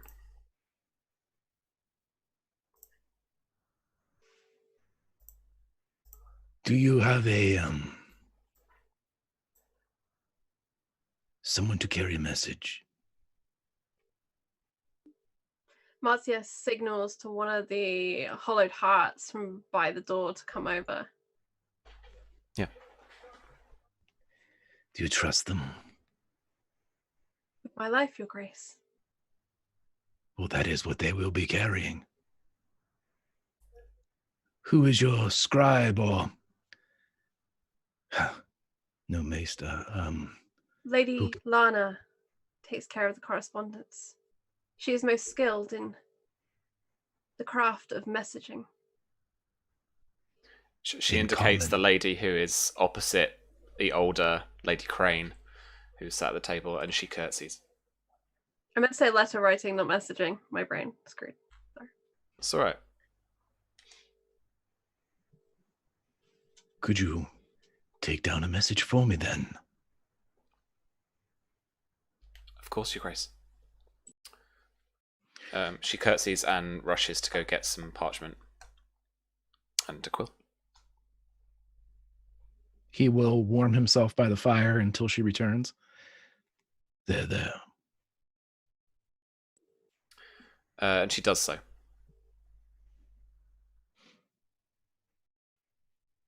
To the hand of the king. Baela, I have need of the militia of King's Landing. Send them south towards my location. Of course, you will provide that for them. Let them know that something has been taken from me and that there is a host without direction afoot. We should check on that according to the information that you have provided, Lady Greenmont.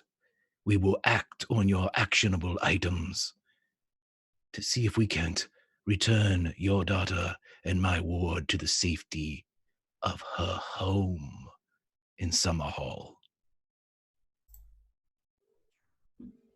Greg, are you dictating this in High Valyrian? No, because I know that she probably doesn't understand it. All right, cool. It's meant to be rude because he just does it in common. Yeah. Lana would probably know to describe this in High Valyrian, though. I want to check. She doesn't have any bonus in it. She probably should. There's probably an oversight by us when we made her, but Yeah, I mean she's got language 3. I think she's got some basic High Valyrian. So she'll scribe it in High Valyrian, in what she knows, what she can. But if that's the case, then at some point, Makar would go over and kind of peek over her shoulder from his position of height. It's not bad. And then he would scoop up Waylon and pull him back up to eye level. It's not bad, is it? It's not bad. And he puts him back in his arm. We'll teach you how to do better, won't we?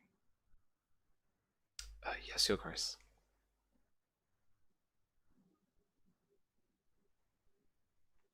Make sure that gets sent immediately. I will join my host with his. I have 100 men, small. He will bring more, and we will let them know that Lady Greenmont was concerned about the actions of this host. We will let them know that it was these items and intelligence that brought forth the power of House Targaryen. Does that sound right, Lady Greenmont? Your Grace does us a great honor. Very well, very well. And I'm sure by your Grace's will, Lord Blackmont will be brought to justice for his terrible actions against you. We shall see. We shall see. We'll bring these hosts together because we have not been told of any of this.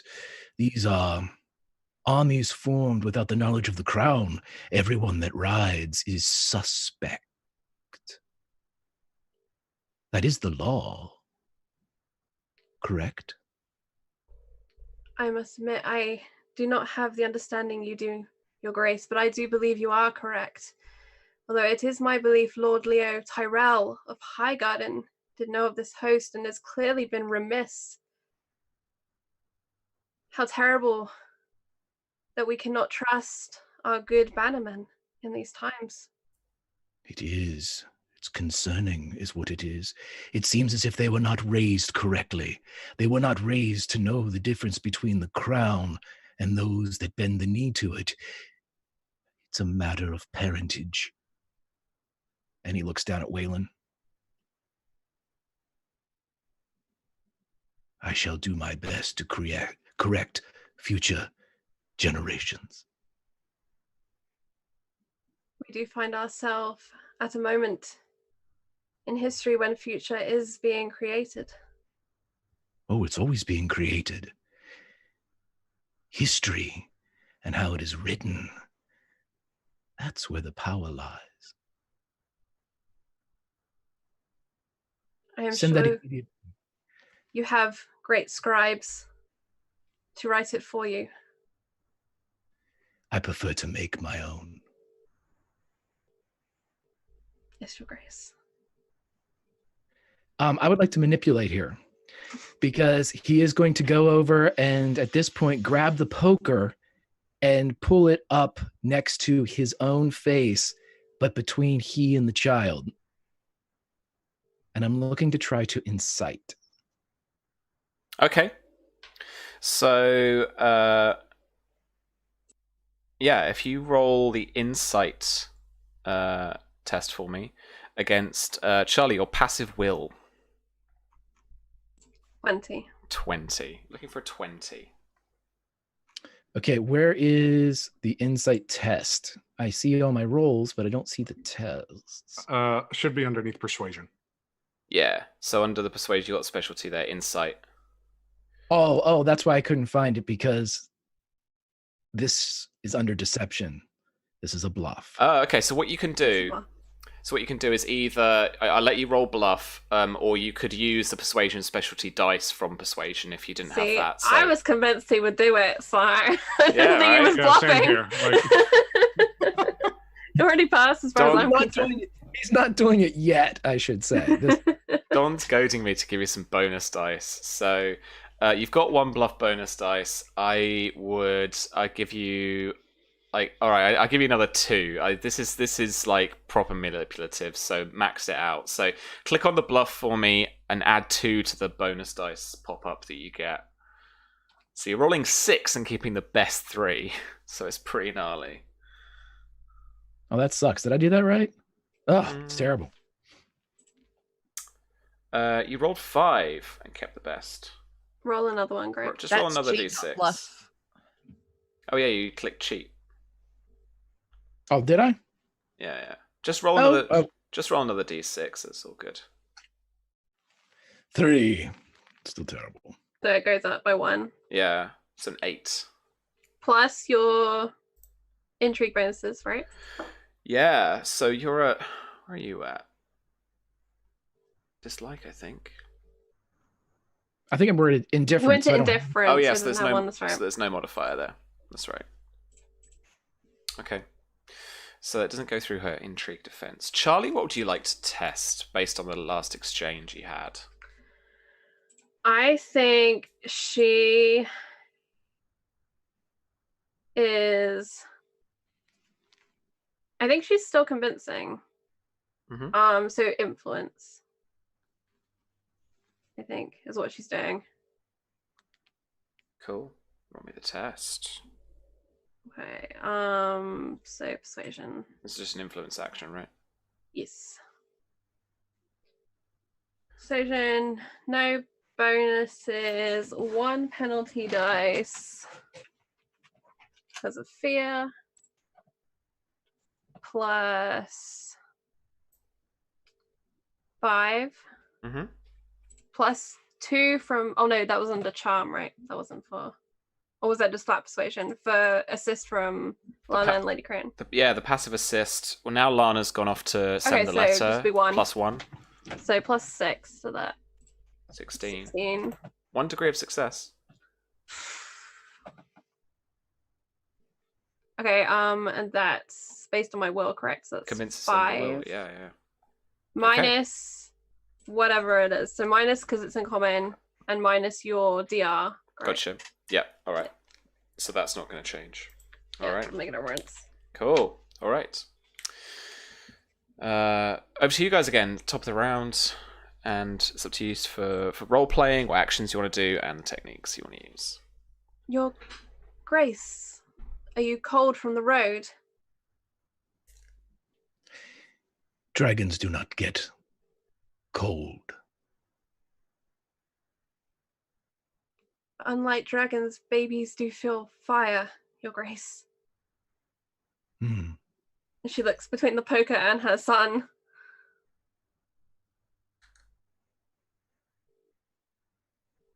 Perhaps he will not reach for it. Have you taught him well? Taught him to obey the law?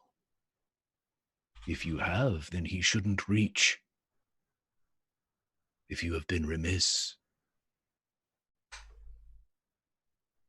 He's 3 weeks old, Your Grace.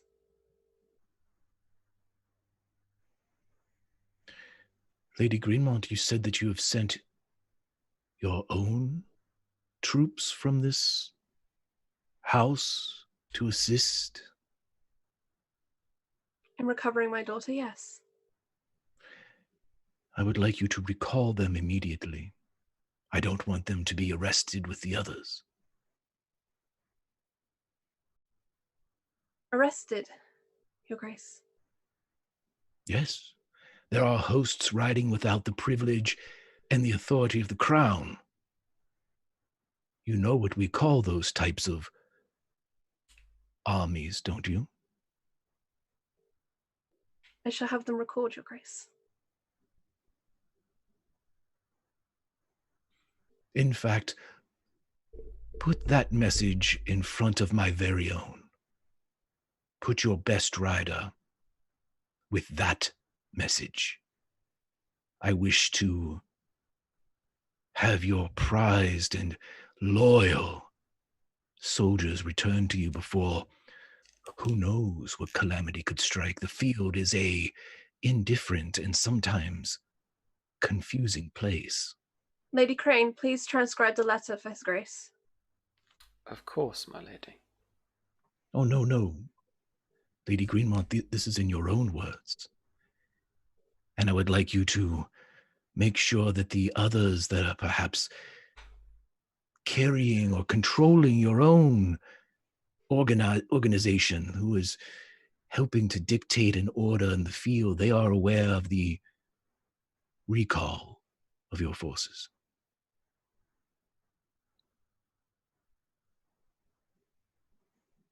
Of course, Your Grace. Good. I was worried. I thought perhaps they could get caught up in something bloody and revolutionary. This house has lost a great deal to revolution, Your Grace. I have no interest in it, only the safety of my children and the prosperity of the King's kingdom. Of that we are of like mind. I'm glad, Your Grace. Roll some dice. Yes. This is actually, I'd like to step up to the next highest level, friendly or beyond. Amiable. Amiable. Yeah. And he would like to attempt to convince. Okay. Awesome. Roll persuasion or deception for me with convince specialty or bluff specialty, depending. Any bonus dice or just straight up? So you got donated a test dice. So you can use that and you can keep it. Was that James? Might have been. Maybe. See you in my office afterwards, sir. So there is that. You have maybe unknowingly, Greg, touched on a very sore point with Marzia. So yeah, I'll give you a bonus dice. Okay, I'm not going to use the test die right now. Okay. In case I need that, but 14. 14 plus 1. 15. Marzia. Against intrigue defense. Yeah, that's 2 degrees because that's 5 over. 2 degrees. And your will rank here is 3, so 6 influence there, Marzia. Reduce that by your DR and then apply it to your composure. Okay. You're still in the game? Yeah. Cool. I've got a lot of composure. Oh wait, you do have a load of composure. Cool. Okay. But I think Marzia's action in this moment is actually she's going to try and overcome that fear because she is definitely feeling like it's going to go one way or the other at this moment. She's scared, and she needs to not be scared. Sure. So a will test. It is difficulty. Difficult. What did I say? 12, I think. Formidable. Okay. Heck, you've got loads. I know. 15. Hard. 15. Yeah, a 15 hard. I think that's fair because this is very scary. Hang on, that's not right. Minus one of those because I'm scared already. So take 12. the lowest away. 12. No, 13. So she fails. Okay. I would like to narrate that, if I may. as her sitting down with Lady Rosanna putting a piece of parchment in front of her and handing her a quill.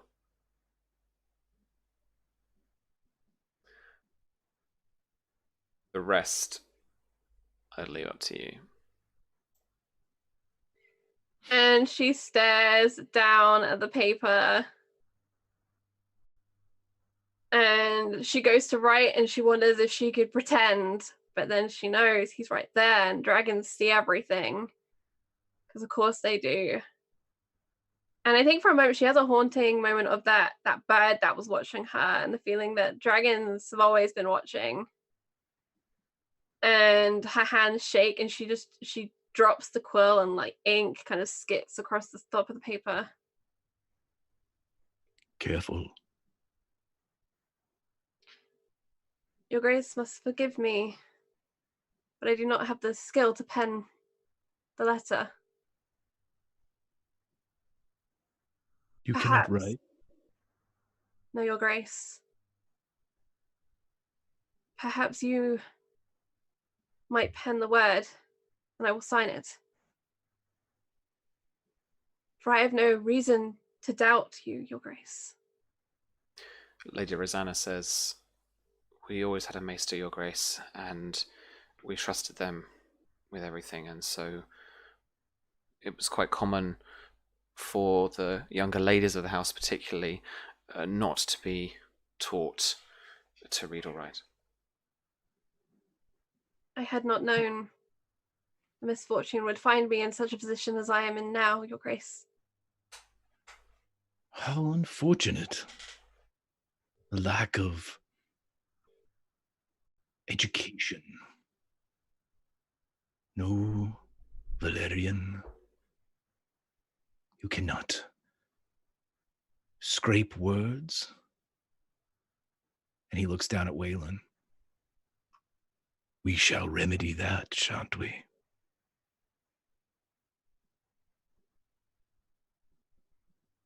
Maria wrote fondly of her scepter at Summer Hall.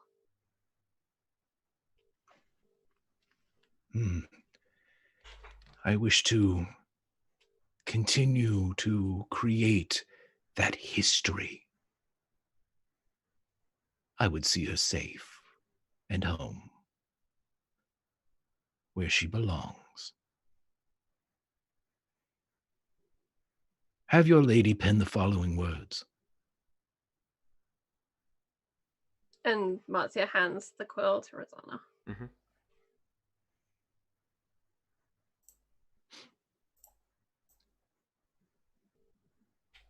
We have reconsidered our position of armed escort. We view this action as an attack against the crown.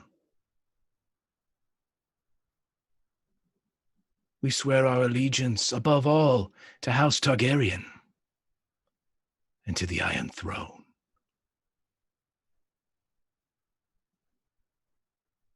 We cannot support this action anymore.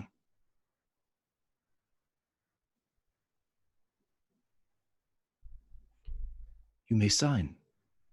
Of course, Your Grace. And she takes it and she'll make a mark. Your Grace, there is one detail perhaps I should have mentioned before. Peake and Tarly took our prisoners upon their arrival here, Fox Hollow. I had presumed to better keep them than I. I'm but a humble lady, as you are more than aware. But whilst in their care, Tarly and Peake allowed one of the prisoners to be slaughtered, Your Grace.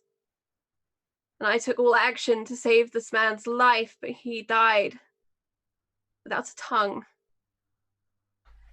And though I beseeched Lord Tarly and Peake to properly investigate, they were intent on marching.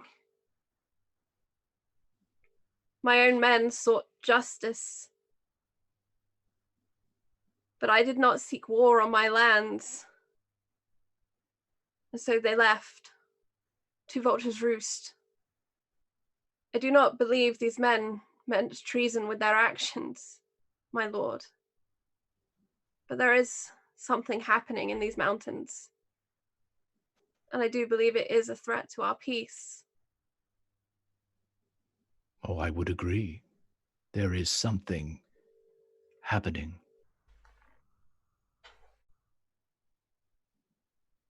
Let's roll some dice. Actions, folks. Makar first. What would you like to do?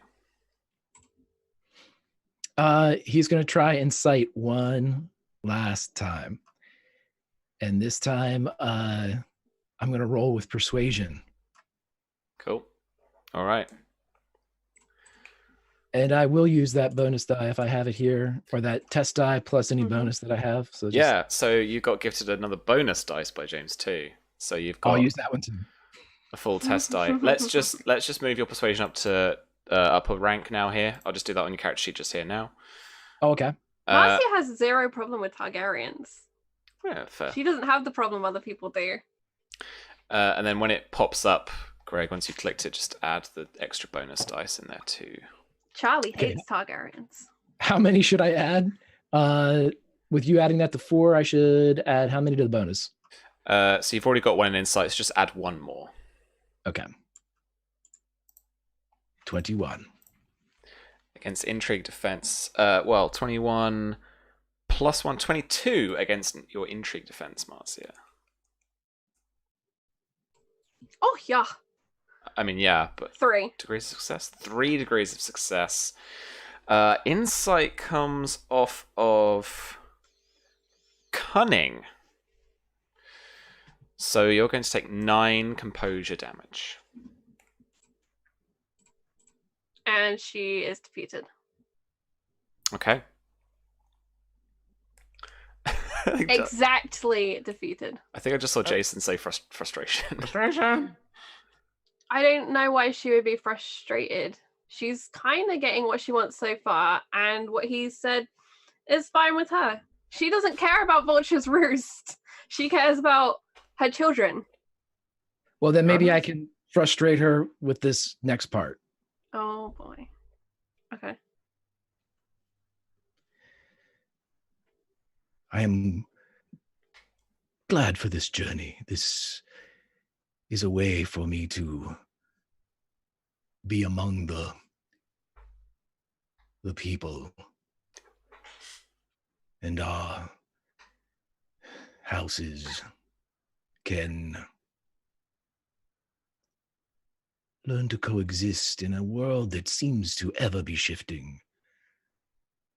I would like to see this relationship blossom, to see it grow, to see more of you, more of your house, and when your daughter is returned, of course, her. But until then, I think that it is only fitting for a travel of this length and hardship into these mountains. I shall return to Summerhall. Which of these ladies do you trust the most? And she looks between her grandmother and Lana Greenmont, both of whom she trusts with her life.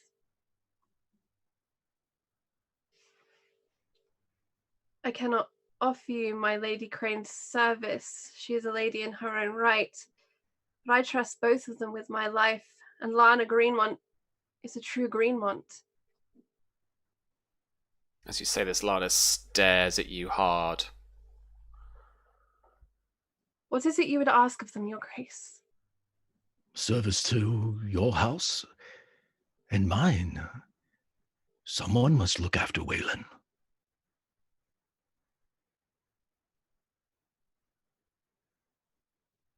Your Grace, you would take my son with you to Summerhall. You have my promise of Maria's return once she is home. I know. We are in agreement. This is good.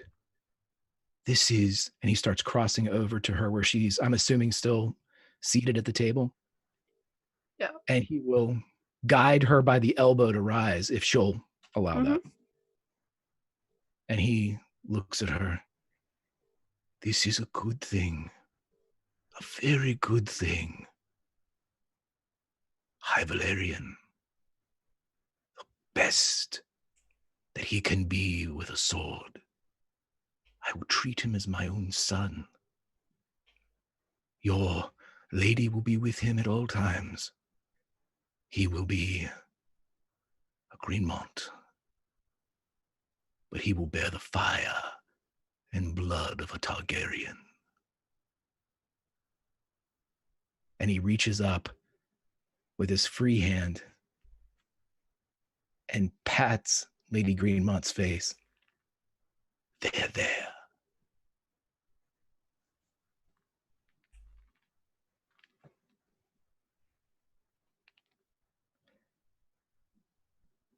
And that's that. And Marzia stands there, paralyzed for a moment. As this is possibly her worst nightmare, there's nothing she can do to win, to save her family. She does not want the wrath of a dragon brought down on her son, or Greenmont's reputation so tarnished by denying a prince. She doesn't want her house pulled apart either. And every Greenmont man that is left has failed to come home. And Makar will see that she's thinking. He'll see that flick of her eyes back and forth as she goes through her options. She can't hide it, that she's trying to find a way out. And she swallows hard. And she looks to the two women. May I offer something better? Something of more use to you?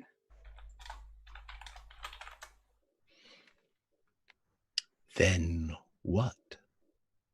Let my two sons stay here at Fox Hollow. Take the Greenmont region instead. No. I had a connection with your daughter, and I believe, and he looks down, I made a connection with your son. Do not worry, Lady Greenmont. If harm were to come for your son, it would have to go through a dragon. For he is mine now. I will protect him, because we are only as strong as our promises, our oaths. Wouldn't you agree? Yes, Your Grace. Good.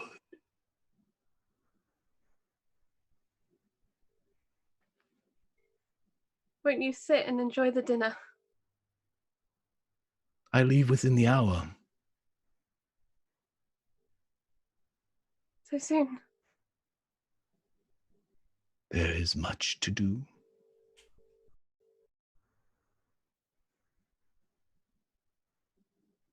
Gods keep us all busy.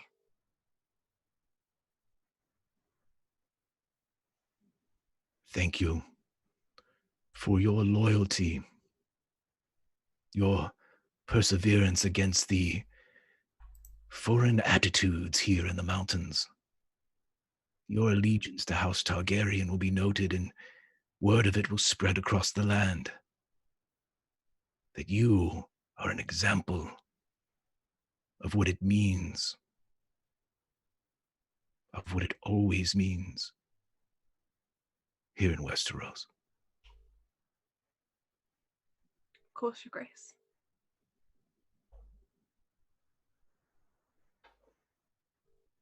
All right.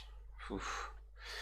In addition to that, Marzia's disposition towards Peak will be taken down 3 steps.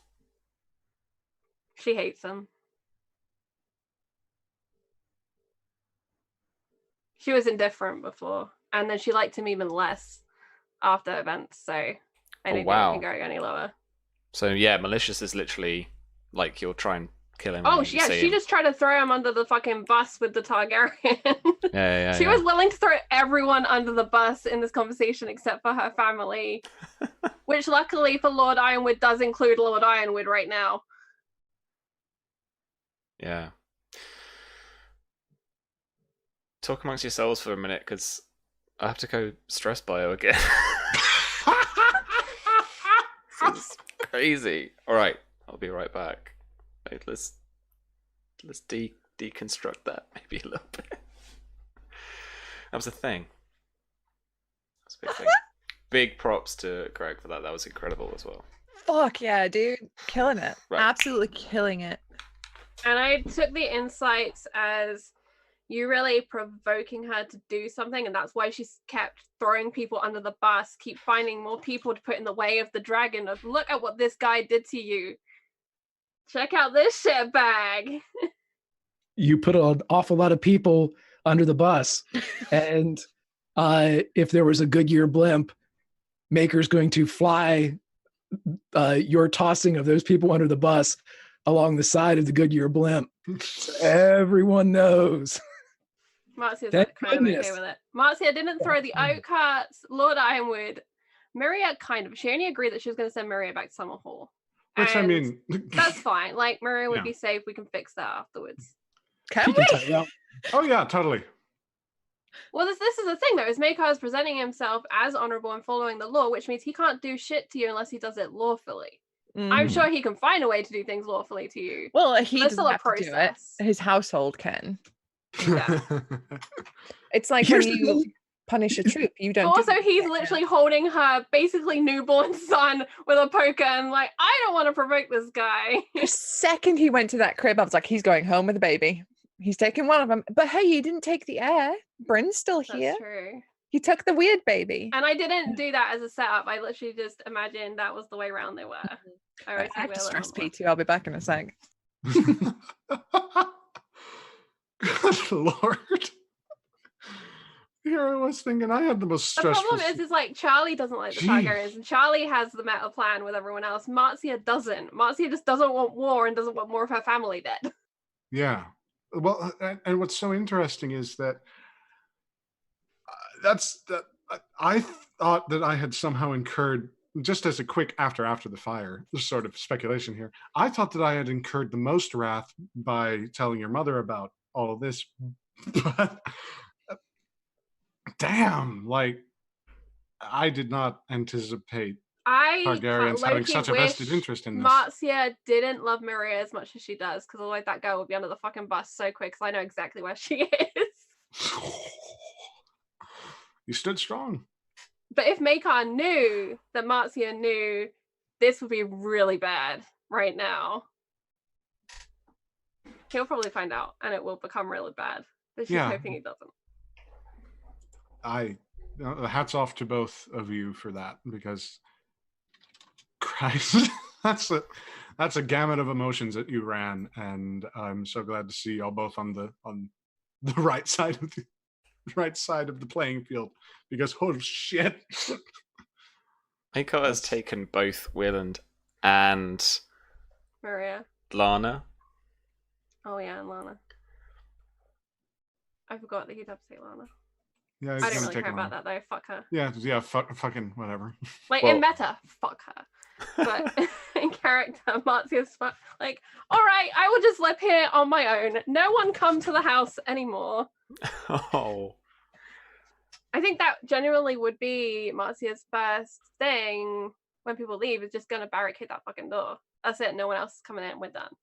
Close it down. Yeah, that makes sense. Hang on. Sam in Zoom chat. Oh.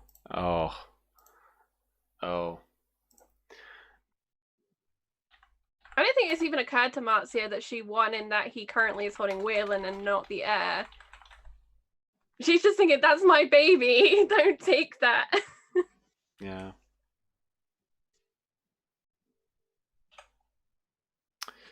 She tried. She was like, "Take me instead," but that didn't work. That didn't even slightly work. Oh. It was a good effort.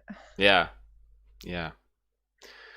Good freaking Hey, effort. I Very will well never leave Fox Hollow. That's it now. I am in my own tomb. Miria. Why did Have you keep fun, coming to Susie. me after these Have scenes? fun. Why? Because of the juicy fruits. Mm. I think there's a horn that rings out into the afternoon air. It's warm, quite unseasonably warm for you. It's kind of springtime. Dry.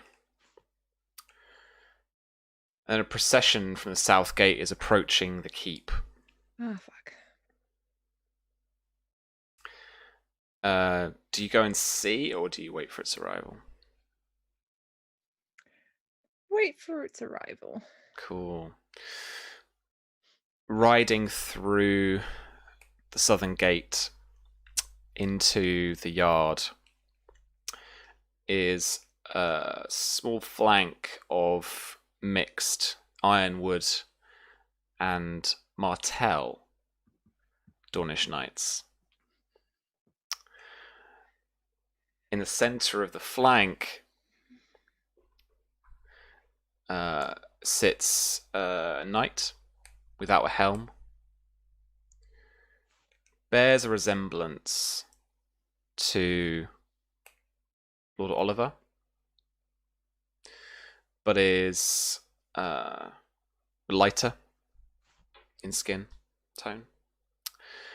And next to him, on a smaller horse, you can just make out a lady that is not much older than yourself. That face. I mean, yeah.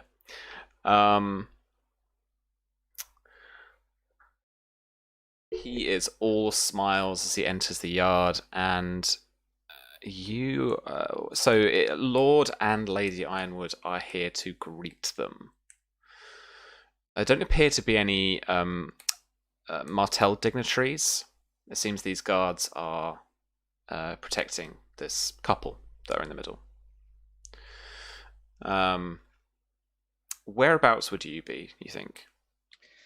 Oh boy. I imagine like set back from Lord and Lady Ironwood. Mm-hmm. Just kind of out of the way, but somewhere where it's polite. You know what I mean? She's sort of positioned herself in like a sort of discreet yet polite kind of position. So maybe like back and to the side a bit. Yeah. Cool. Okay. Oh, there is this kind of contingent. I think the Maester is probably with you as well, and like a small contingent of the household guard from here. Daira, obviously with you, I think at this point, because she barely leaves your side. I'm glad right now. Yeah. Right. Mm-hmm. All I need now is a name, because I've missed one. Oh, cool. Sure. That'll work. And as this Ironwood knight climbs down from his horse, he kisses his mother on both cheeks, bows shallowly to his father, and introduces his lady wife, Jane Ironwood. The knights are still sat on horseback. Just pull back a little bit from the two. But he, almost in a rush, brings her forward in a flourish. He's obviously excited. His mother and father seem to be a little taken aback.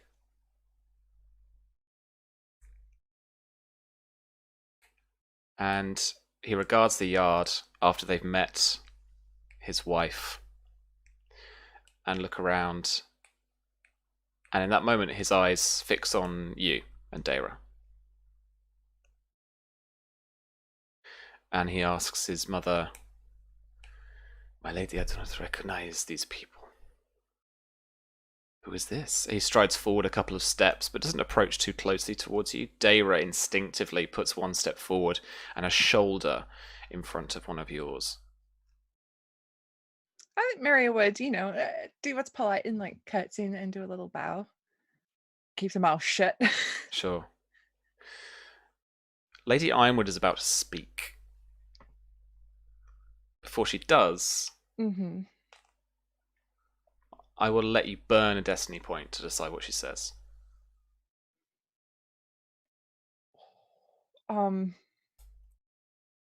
Yeah, but it. Cool. Who do you want to be introduced as? Don't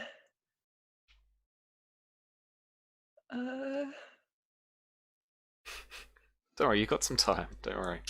No, you burned I'm that just destiny thinking. point, so All right. we're all good. Done. Do we do the gambit? I think we do the gambit.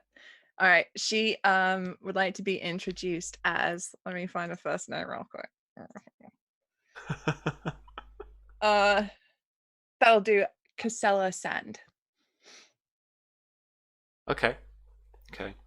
So this is a plan B I'm not quite aware of, I don't think necessarily, but this is something then by burning the destiny point that you have for sure let Lady Ironwood in on. I think. Yeah, I think for it to Mary make would sense. have put it forward as saying like, while I'm here, for my safety and for the safety of the house, then Mary Greenmont should disappear. Sure. She introduces you as Casella Sand. Now, like as part of this gambit, is it that she's going to actually say, "And your brother's turned back up," or is there more to the plan? It's the this is Oliver's bastard gambit. Oof. So she tells Horatio that your brother has returned. And she says again, "This is Casella Sand." And Horatio is like all kind of like smiles and like, this is kind of ridiculous, but fun. And he's still kind of smiling and grinning. He bows to you. He says, "My lady." And am I on the right one? Yeah. Where did he go? Oh, he's at the top. What is your passive deception? My passive deception? Hang on. Where's my sheet? Where is my sheet? So that's deception times 3, 4? It's the little number next to the big number, actually. Oh, it's 12. Yeah. Wait, hang on a second, though. Oh, no, that's only for retarget. You're good? Yeah.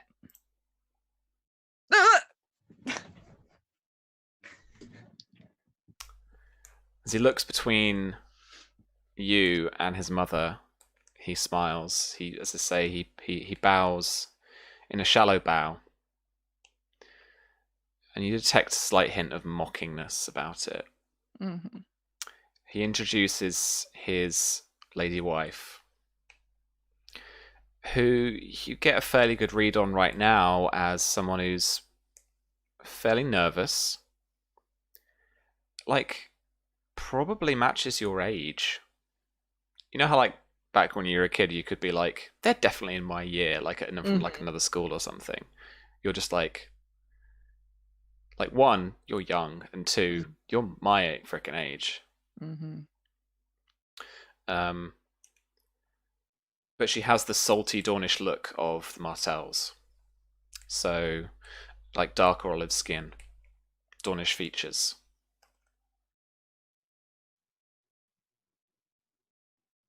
And she simply says, she kind of stutters out, my lady. I think at Maria at this point, she turns to Horatio again. It's an honor to finally meet you, uncle, and my lady. Or should I call you aunt? And she says with a little smile. All right. Anything you want to do particularly there? Any light tests you want to make, or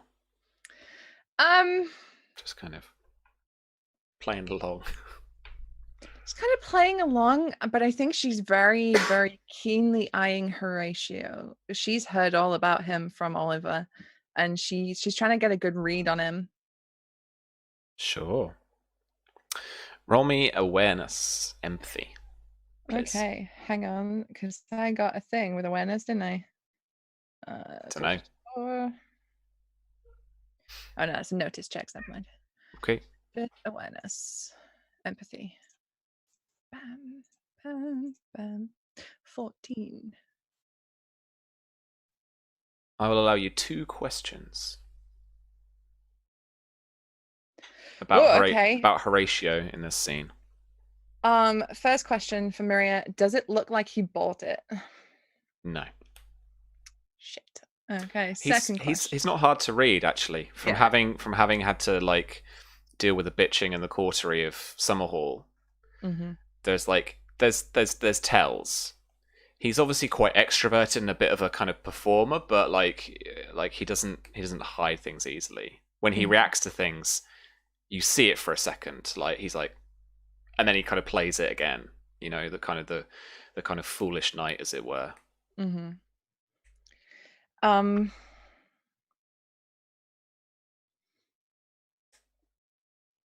Be a bit hard to tell, but does he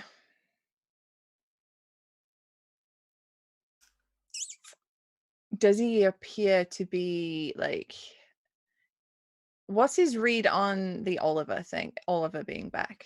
Like could she tell that with looking at him?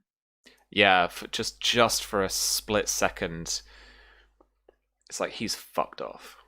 Mm-hmm. He starts to walk around in front of his parents again and asks, "So where is he?"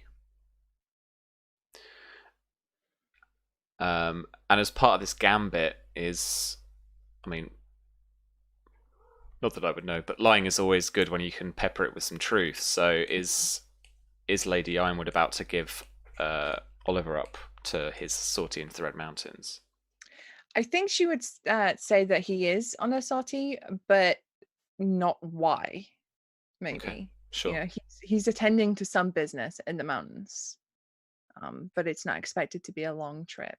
Yeah, sure. Keep Horatio on edge.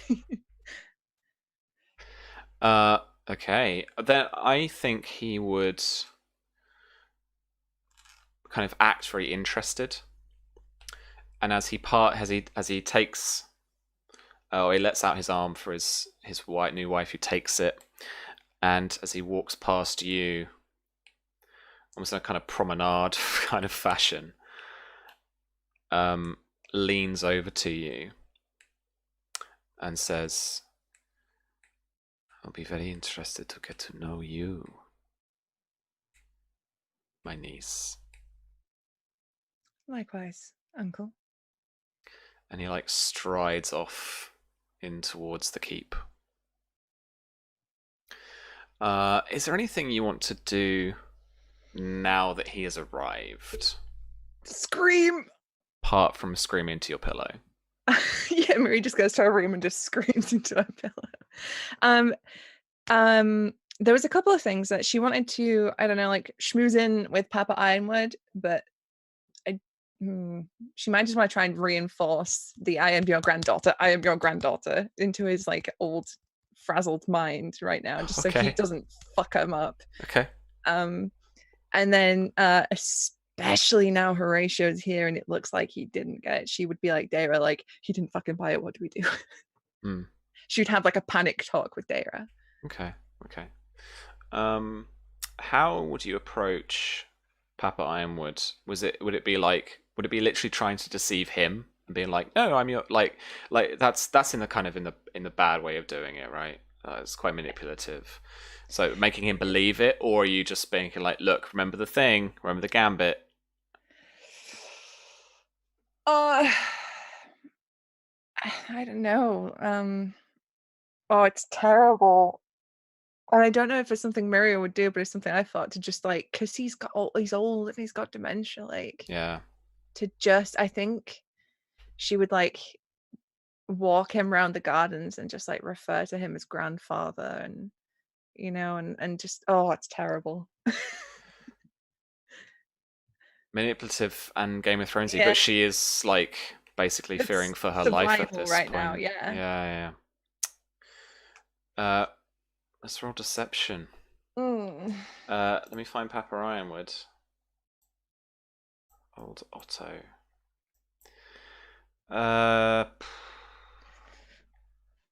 Let's think. Let's roll against his passive cunning, Mm-hmm. and I think because of the flaws.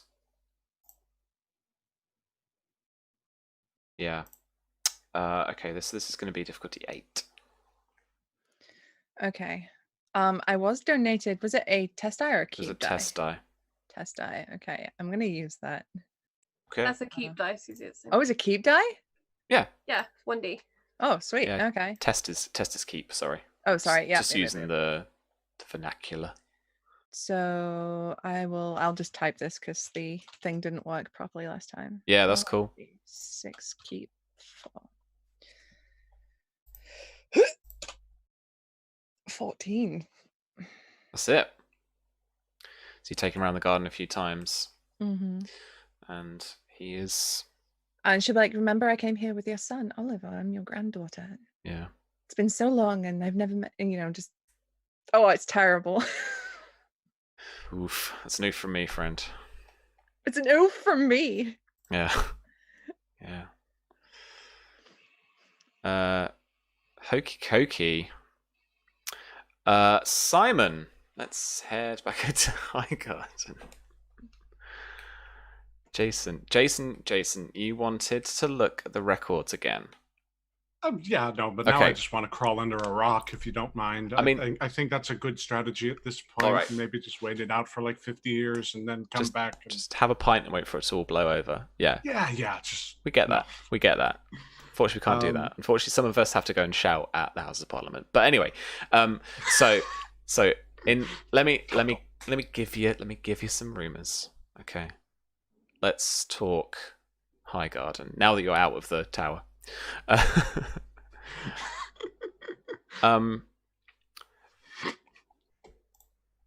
There is news passes your ears of a proclamation that was made that didn't quite fit into the last session, which I am going to read now. You see parts of this like in posters and laid about. There are even still a couple of criers who are describing it.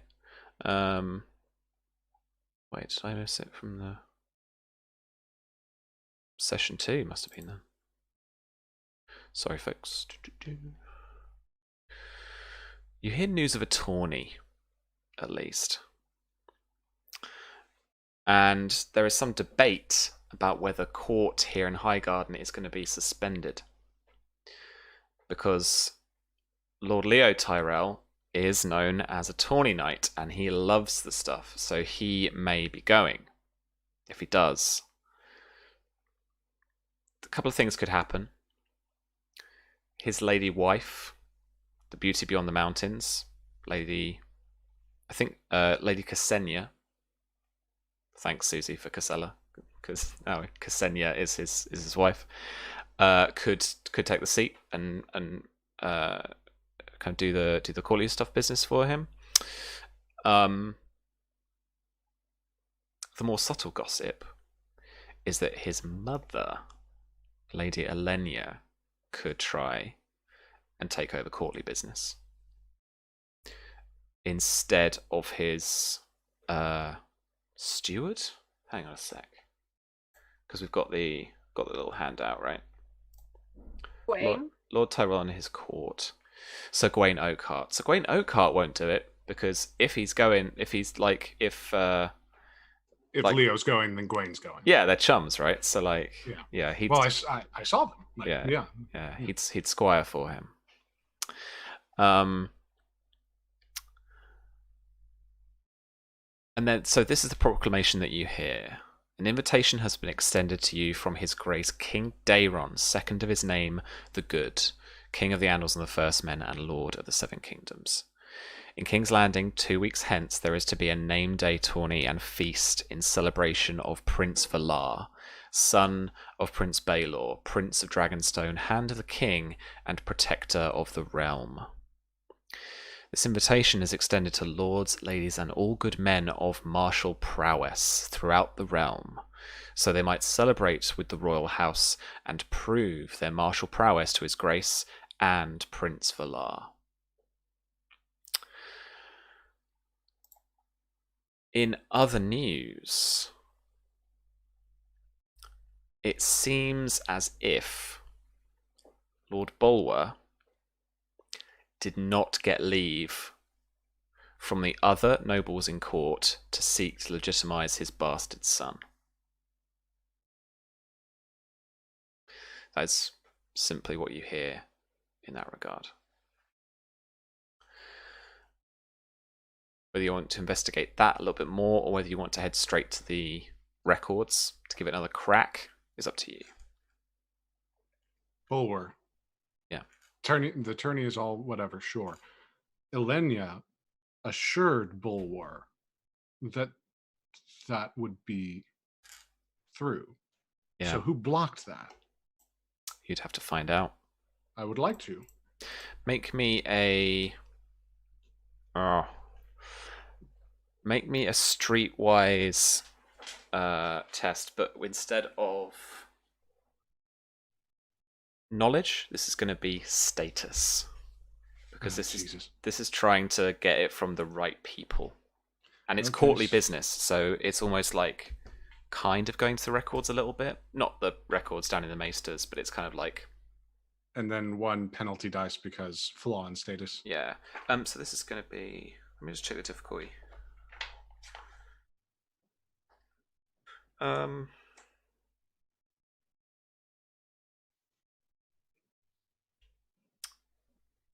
Difficulty is going to be 6.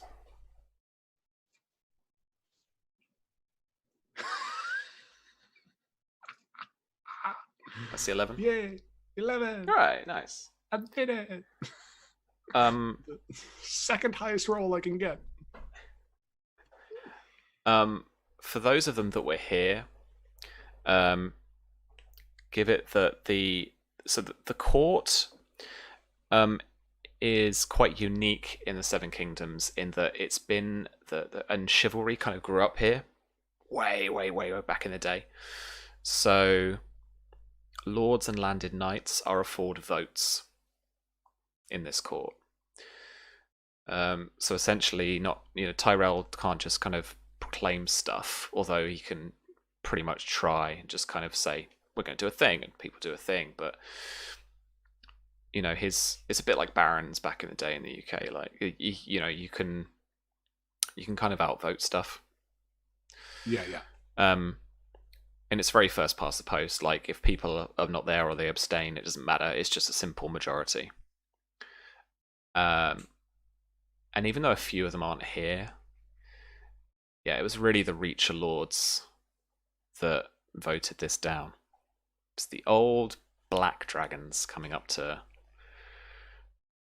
wreck the place again. Well, I feel for Bulwer. Alrighty. Yeah, no. Do I have a name or anything? Any particular house that was vocal about it? Let me just check my house actions here.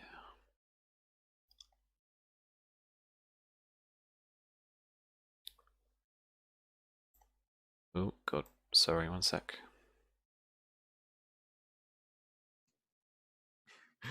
This is this is the point in the program where you can get up, stretch your legs, Yeah. get a drink if you need to. Yeah.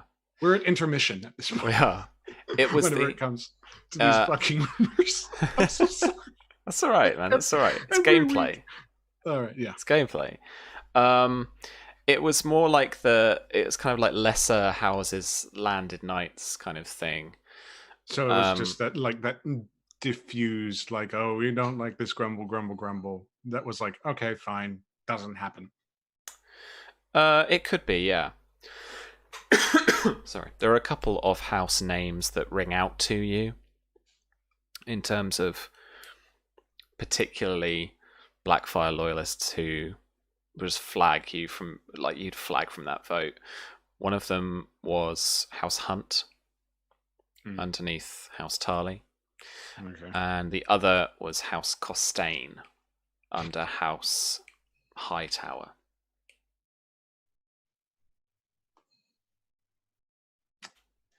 Now, I've heard House Costain far too many times for my liking. They are now included in the peak research. I'm going to look at Costain very, very closely. As a small reminder, you already low-key knew about Costain because Mara told you he had invited her and Lord Oakhart to breakfast with him, Peak and Tarly. Yeah, before she left. Yeah, I think that on top of that, this sort of just confirms it that maybe Peak, that those three houses are sort of coordinating in a concerted effort, that it's not just Peak being the mastermind, because even though he's the biggest problem, he may not be the brains of the operation. Since I don't know character-wise what Peak is like, it's sort of like, okay, well, I was going after the big fish. Oh, but wait a minute, there are these. Is that what a shadow minister is? The people who pull behind the scenes and like do shit?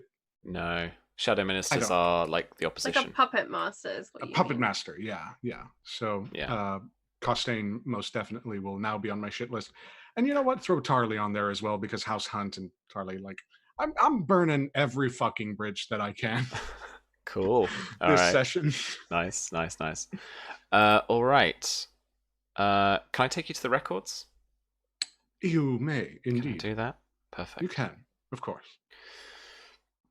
I need 2 groats. I'm going to threaten him. The most. Okay. I can't. I don't have 2 groats. I don't. I just don't. Just ask him nicely. You don't have to go straight to threat. Just be whatever Simon wants to do, though. Whatever Simon would do. Yeah, immediately. I'm just going to. I sort of picture it as like him sort of sitting on a park bench, like listening to people like courtiers talk, and as soon as he hears Costain and Tarly and all those sort of things connecting the dots, he's going to burst into the maester's office, get up in his face, pull out the vial of widow's blood, look to him very severely and say, I will shove this vial down your throat unless you give me access to every single fucking document in this tower. He is shocked, but as he looks back at the vial, his face turns more to anger, and he tries to grasp for it. I fucking slap at his hand and... All right. I want you to roll agility for me. Yeah, sure. No problem. Fine. Yeah, whatever. I'm going to roll athletics. Bang, bang. 9. Oh, shit. I got a 6 in that, so I'm going to take it. Fine. He snatches it. Stop it.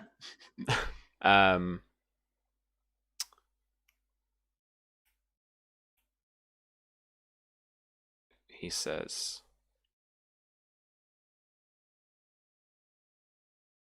as he pockets it into his sleeve, You're very lucky I didn't tell Desmera that you had that little pill sitting in this tower. You're even... Speak to no one of this, and you can look at all the fucking records you want.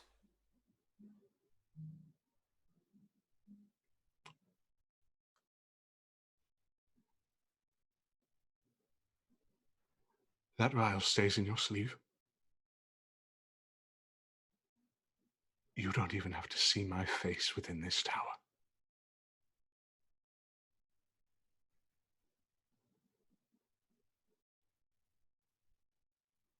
He motions to the caged door down the bottom of the steps. I see that vial again. It goes in your drink.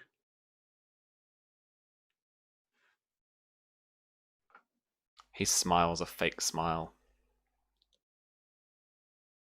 Smile one back and get the fuck to those records. Sure. Okay. Jason, my friend, this is going to be a difficulty 15 test. You've got six tests to make. Each one I will give you a resource of a house. Okay, fine.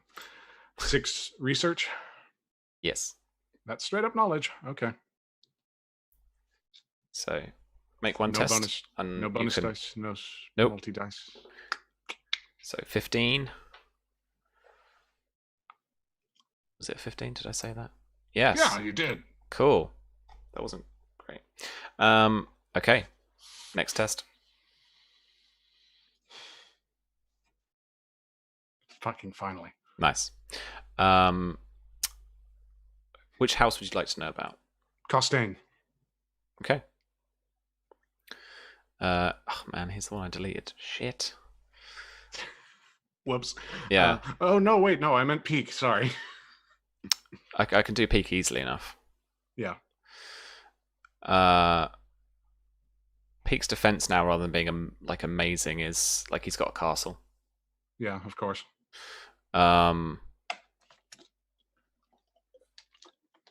Records show that they are like going to war effectively. Yeah. That it's a military build-up thing. His wealth has been reported as very low. And yet he had the wherewithal to refuse tax. Okay. Keeping whatever wealth that he can get. What about his population? Does he have enough men, just generally? Tons. Tons. Great. Lord. Next test. Next test it is. Fine. Bang, bang.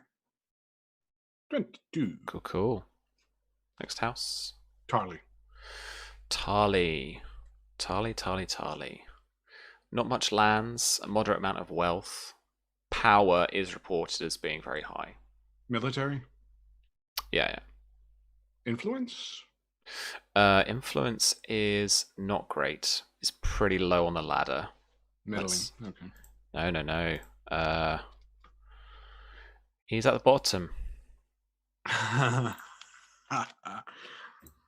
So he gets invited to the party because he's got the biggest army. All right, fine.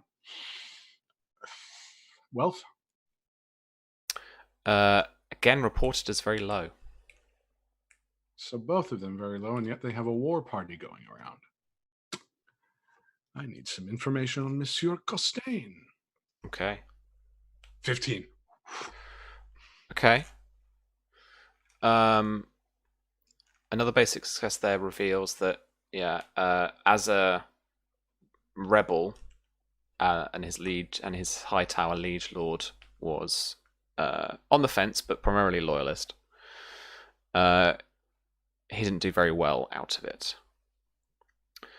And just as a kind of minor house below these guys, like they haven't got much. Like he's probably got like a keep, like Fox Hollow.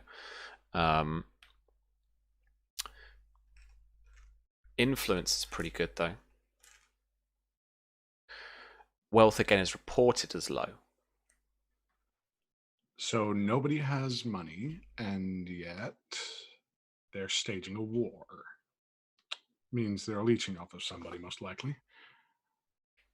There's something about the recording of these numbers, like the actual physical recording of these numbers, that seems off. Were these recorded by the Maester? Or were these reported by separate entities? Well, how are you going about figuring that out? Cunning, logic. Not logic. Basically, sort of seeing whether or not I'm cunning enough to figure out, well, wait a minute. These are reported by people, like who reports them or how they're sort of consolidated. Sure. Okay. Yeah. Cunning logic. Logic? Okay, yeah. Because I'm not deciphering anything. I'm just. This will be another 15, I think. Let's match it with the research. Bang, bang. +4 is 17. Oh, okay. Cool. Because I'm a maester. Yeah, alright. A maester would normally record these. There have been some corrections. Amendments, you would say. Someone else has amended these records. Outside influences. Interesting. I think I've got 2 more on the research. 1, 2, 3, 4. Okay. Mm-hmm. Tyrell. Did you roll? 20. Brilliant. Tyrell is obviously a bit above everyone else, but not a huge amount. Certainly doesn't have the best fortune modifier. So everyone's poor as shit, and yet we've got an entire army traipsing along our southern border.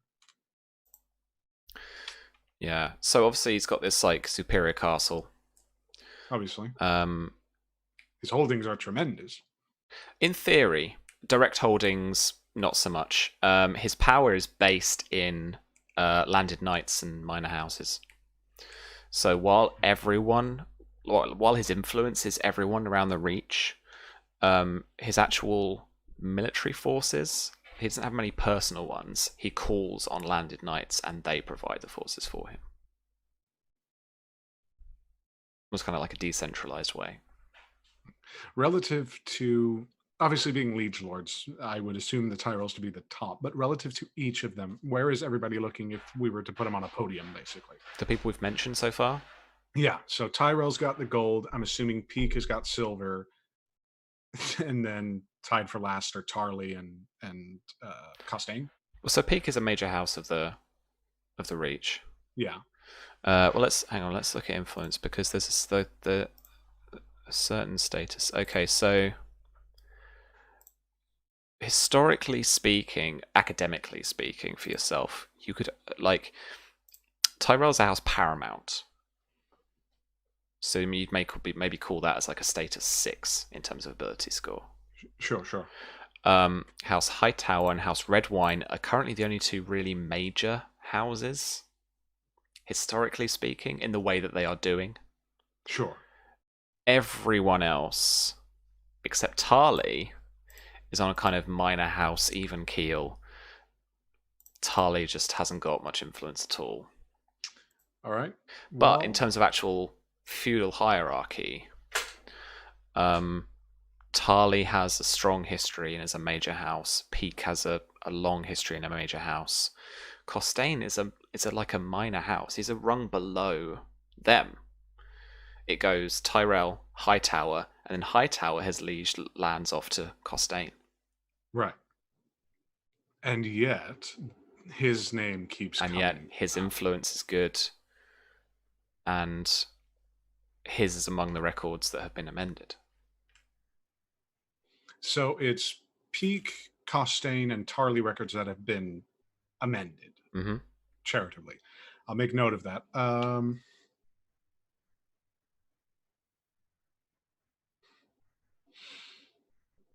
Final roll, Hightower. Okay.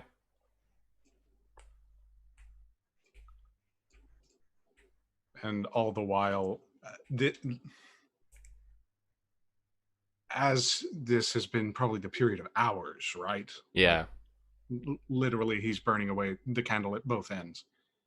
And I think as soon as he gets to Hightower, he doesn't notice it, but he is almost weeping. Like his eyes are full to bursting with tears. His demeanor has been, he's denied himself food and maybe a few drinks of water every now and then, but he's basically been consumed by this this undertow, and as soon as he gets to Hightower, it's just like,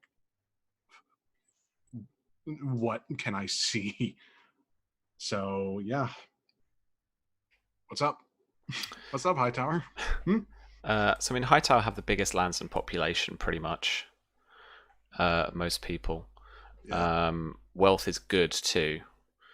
Not amended? No, doesn't seem to be. Okay. It strikes you too now that Lord Hightower is the Lord Treasurer.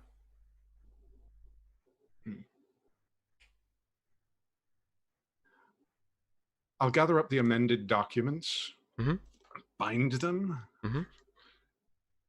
and... So these are official courtly records. Yeah, I know. These are not a copy. Well, actually, I stop as I bind them. Logically, or sort of just logistically, how long would it take for me to make copies of these? Probably a half hour, an hour if you're quick. Because they almost contain a pattern of information, as in like a bit of a history of reports rather than just the singular reports, and that's what is most striking, is the amended reports in their reported wealth and taxes and this, that, and the other.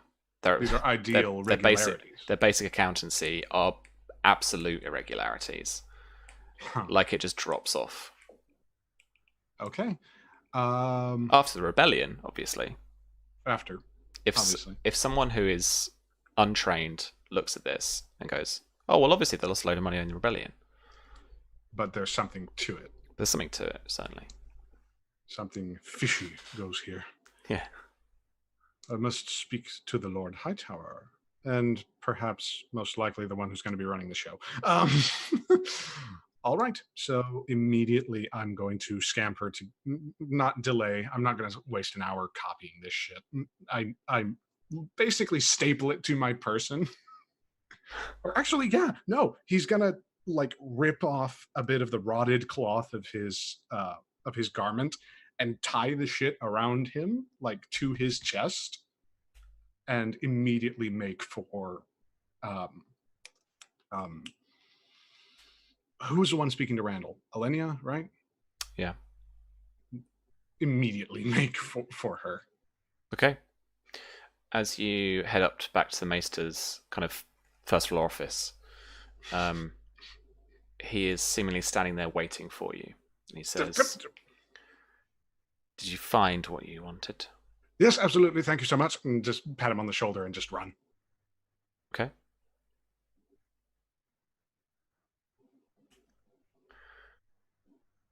That, folks, is where we will end the session.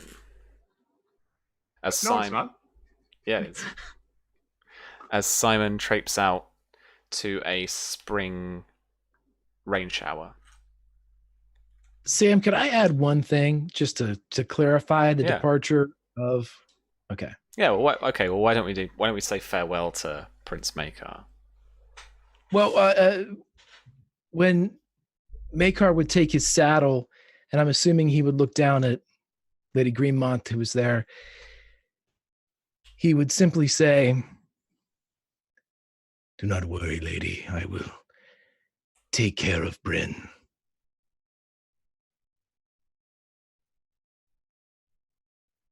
Bryn. You cared for Waylon. Waylon. That's right.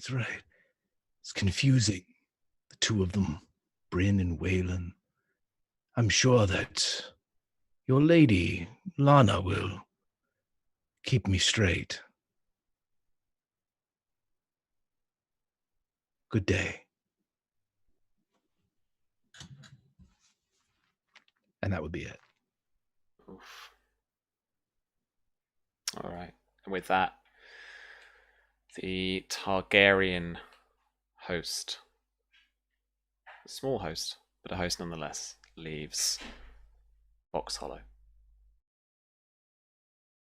Did you just take both of them? answer. No.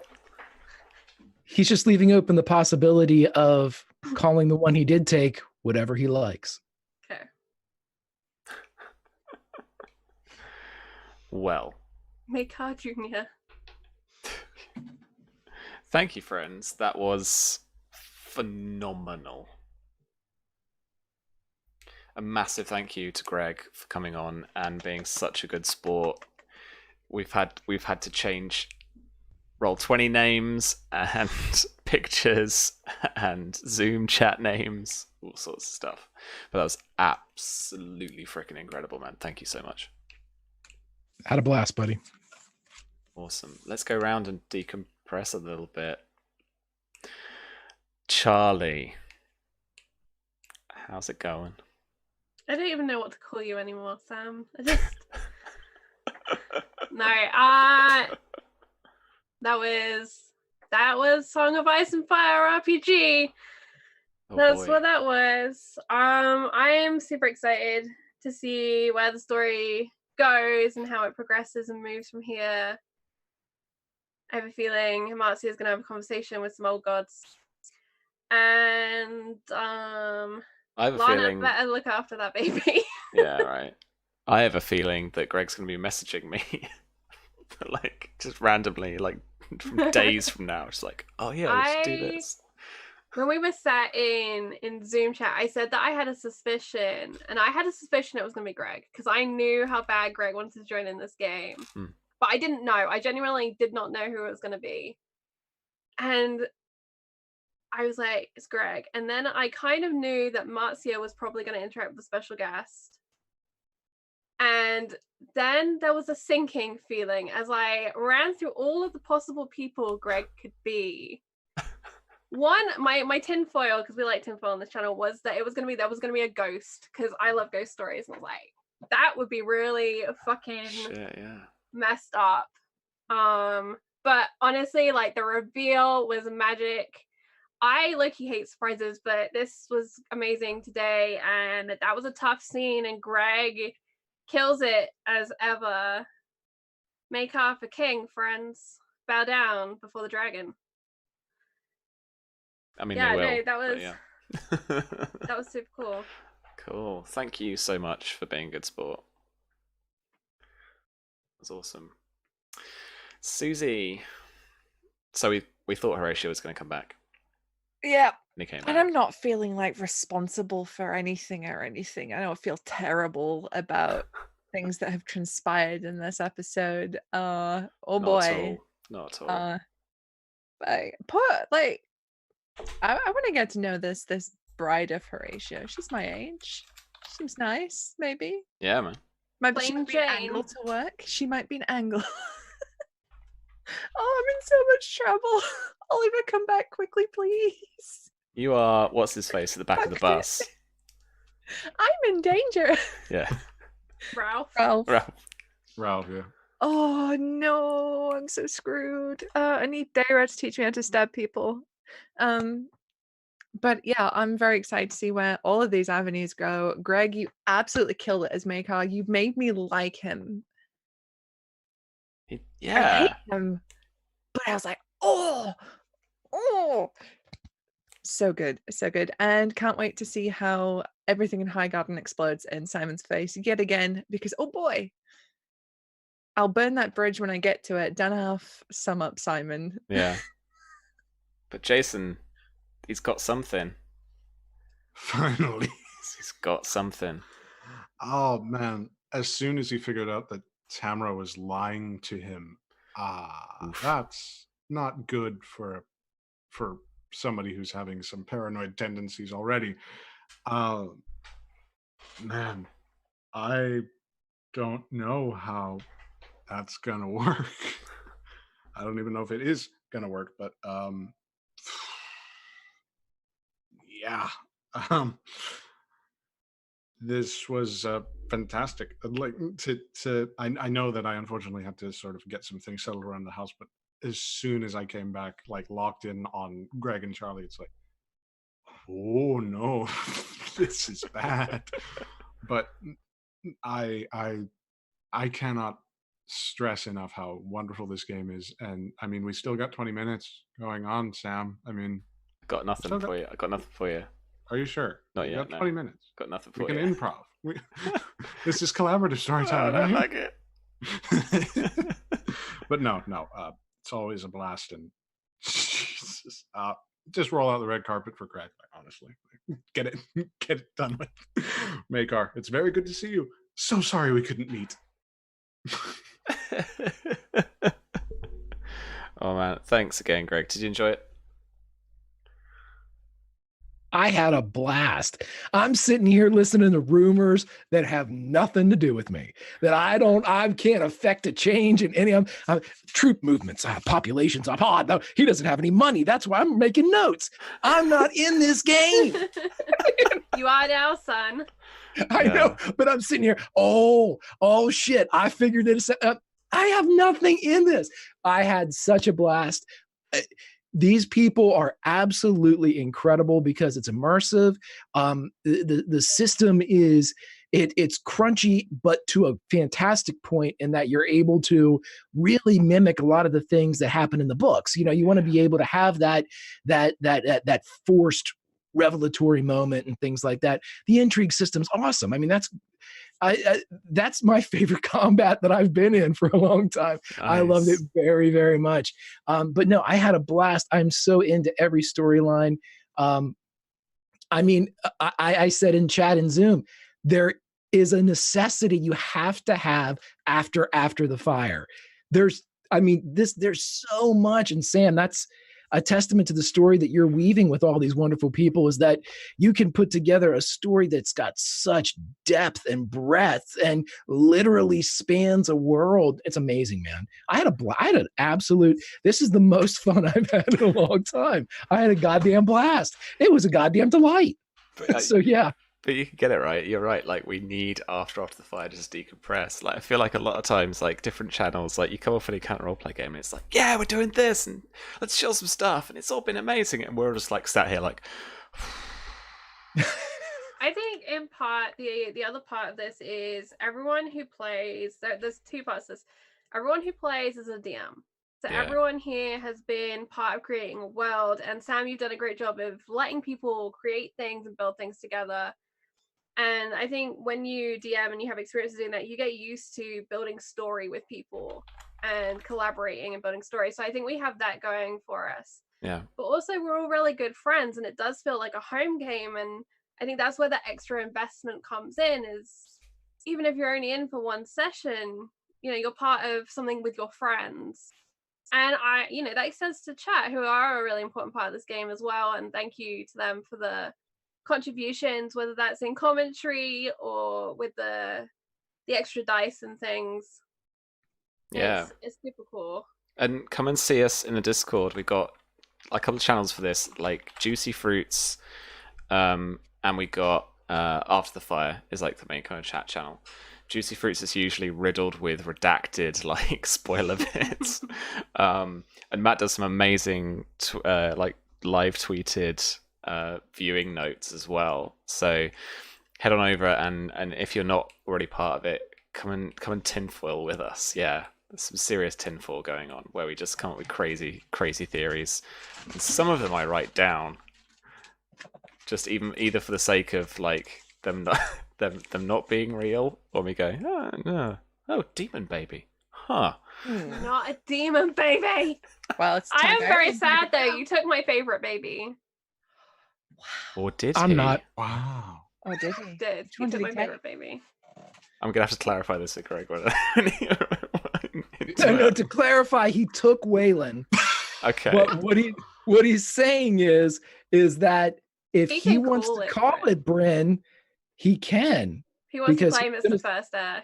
He can. Right. Nice. Yeah. Yay. Nice. Dude. All right. Does anyone want to promote anything before we leave? I want to promote one small thing. Very recently, Kiana and Dawn released To Hell and Back on, I think it's on DM's Guild. It's a wonderful story connected to Avernus. Go and check that out. I think it's a solo adventure. It's got a load of really cool pre-gen characters in the back with interactive sheets that Kiana spent a lot of time developing. It's only $9.95, which is a fucking bargain. So buy one for you, buy one for your friends, and share it. Because Dawn, as we know, is an incredible story writer, story crafter, and Kiana so talented as well. And it's going to be great, and it's going to be something that you can use to build into the official game when it comes out, but also just for yourself for fun, because who doesn't want to go to hell with Dawn and Kiana, to be fair, both of them. I'd rather just go to a bar with Dawn. I've also heard that's a good time. That's a good time. It's a very good time. I wish I could go to a bar with Dawn right now. I have a lot of things that I need to drink out of my system. Oh, but get poutine with Kiana instead. Yeah, that's definitely my super plug for that. And also, just again, the Harper's Tale charity game on Saturday. Keep an eye on my feed. I'll do a tweet about it. But Sure. if you can come and support that with retweets or any other way, that'd be super appreciated. What channel's that on again? That's on Cobble Press. Cobble Press are hosting that. Nice. Okay, cool. And I will plug Greg's channel. Head over to Tales from the Grim, twitch.tv, Tales from the Grim, because it is a freaking awesome channel to be involved in. We did our UFO game. And when Charlie was all like, you want to be my Call of Cthulhu game? I was like, thing Sam hates, D100 systems, timelines. This contains both of those things. And then she said the magical letters UFO, and I was like, I am there.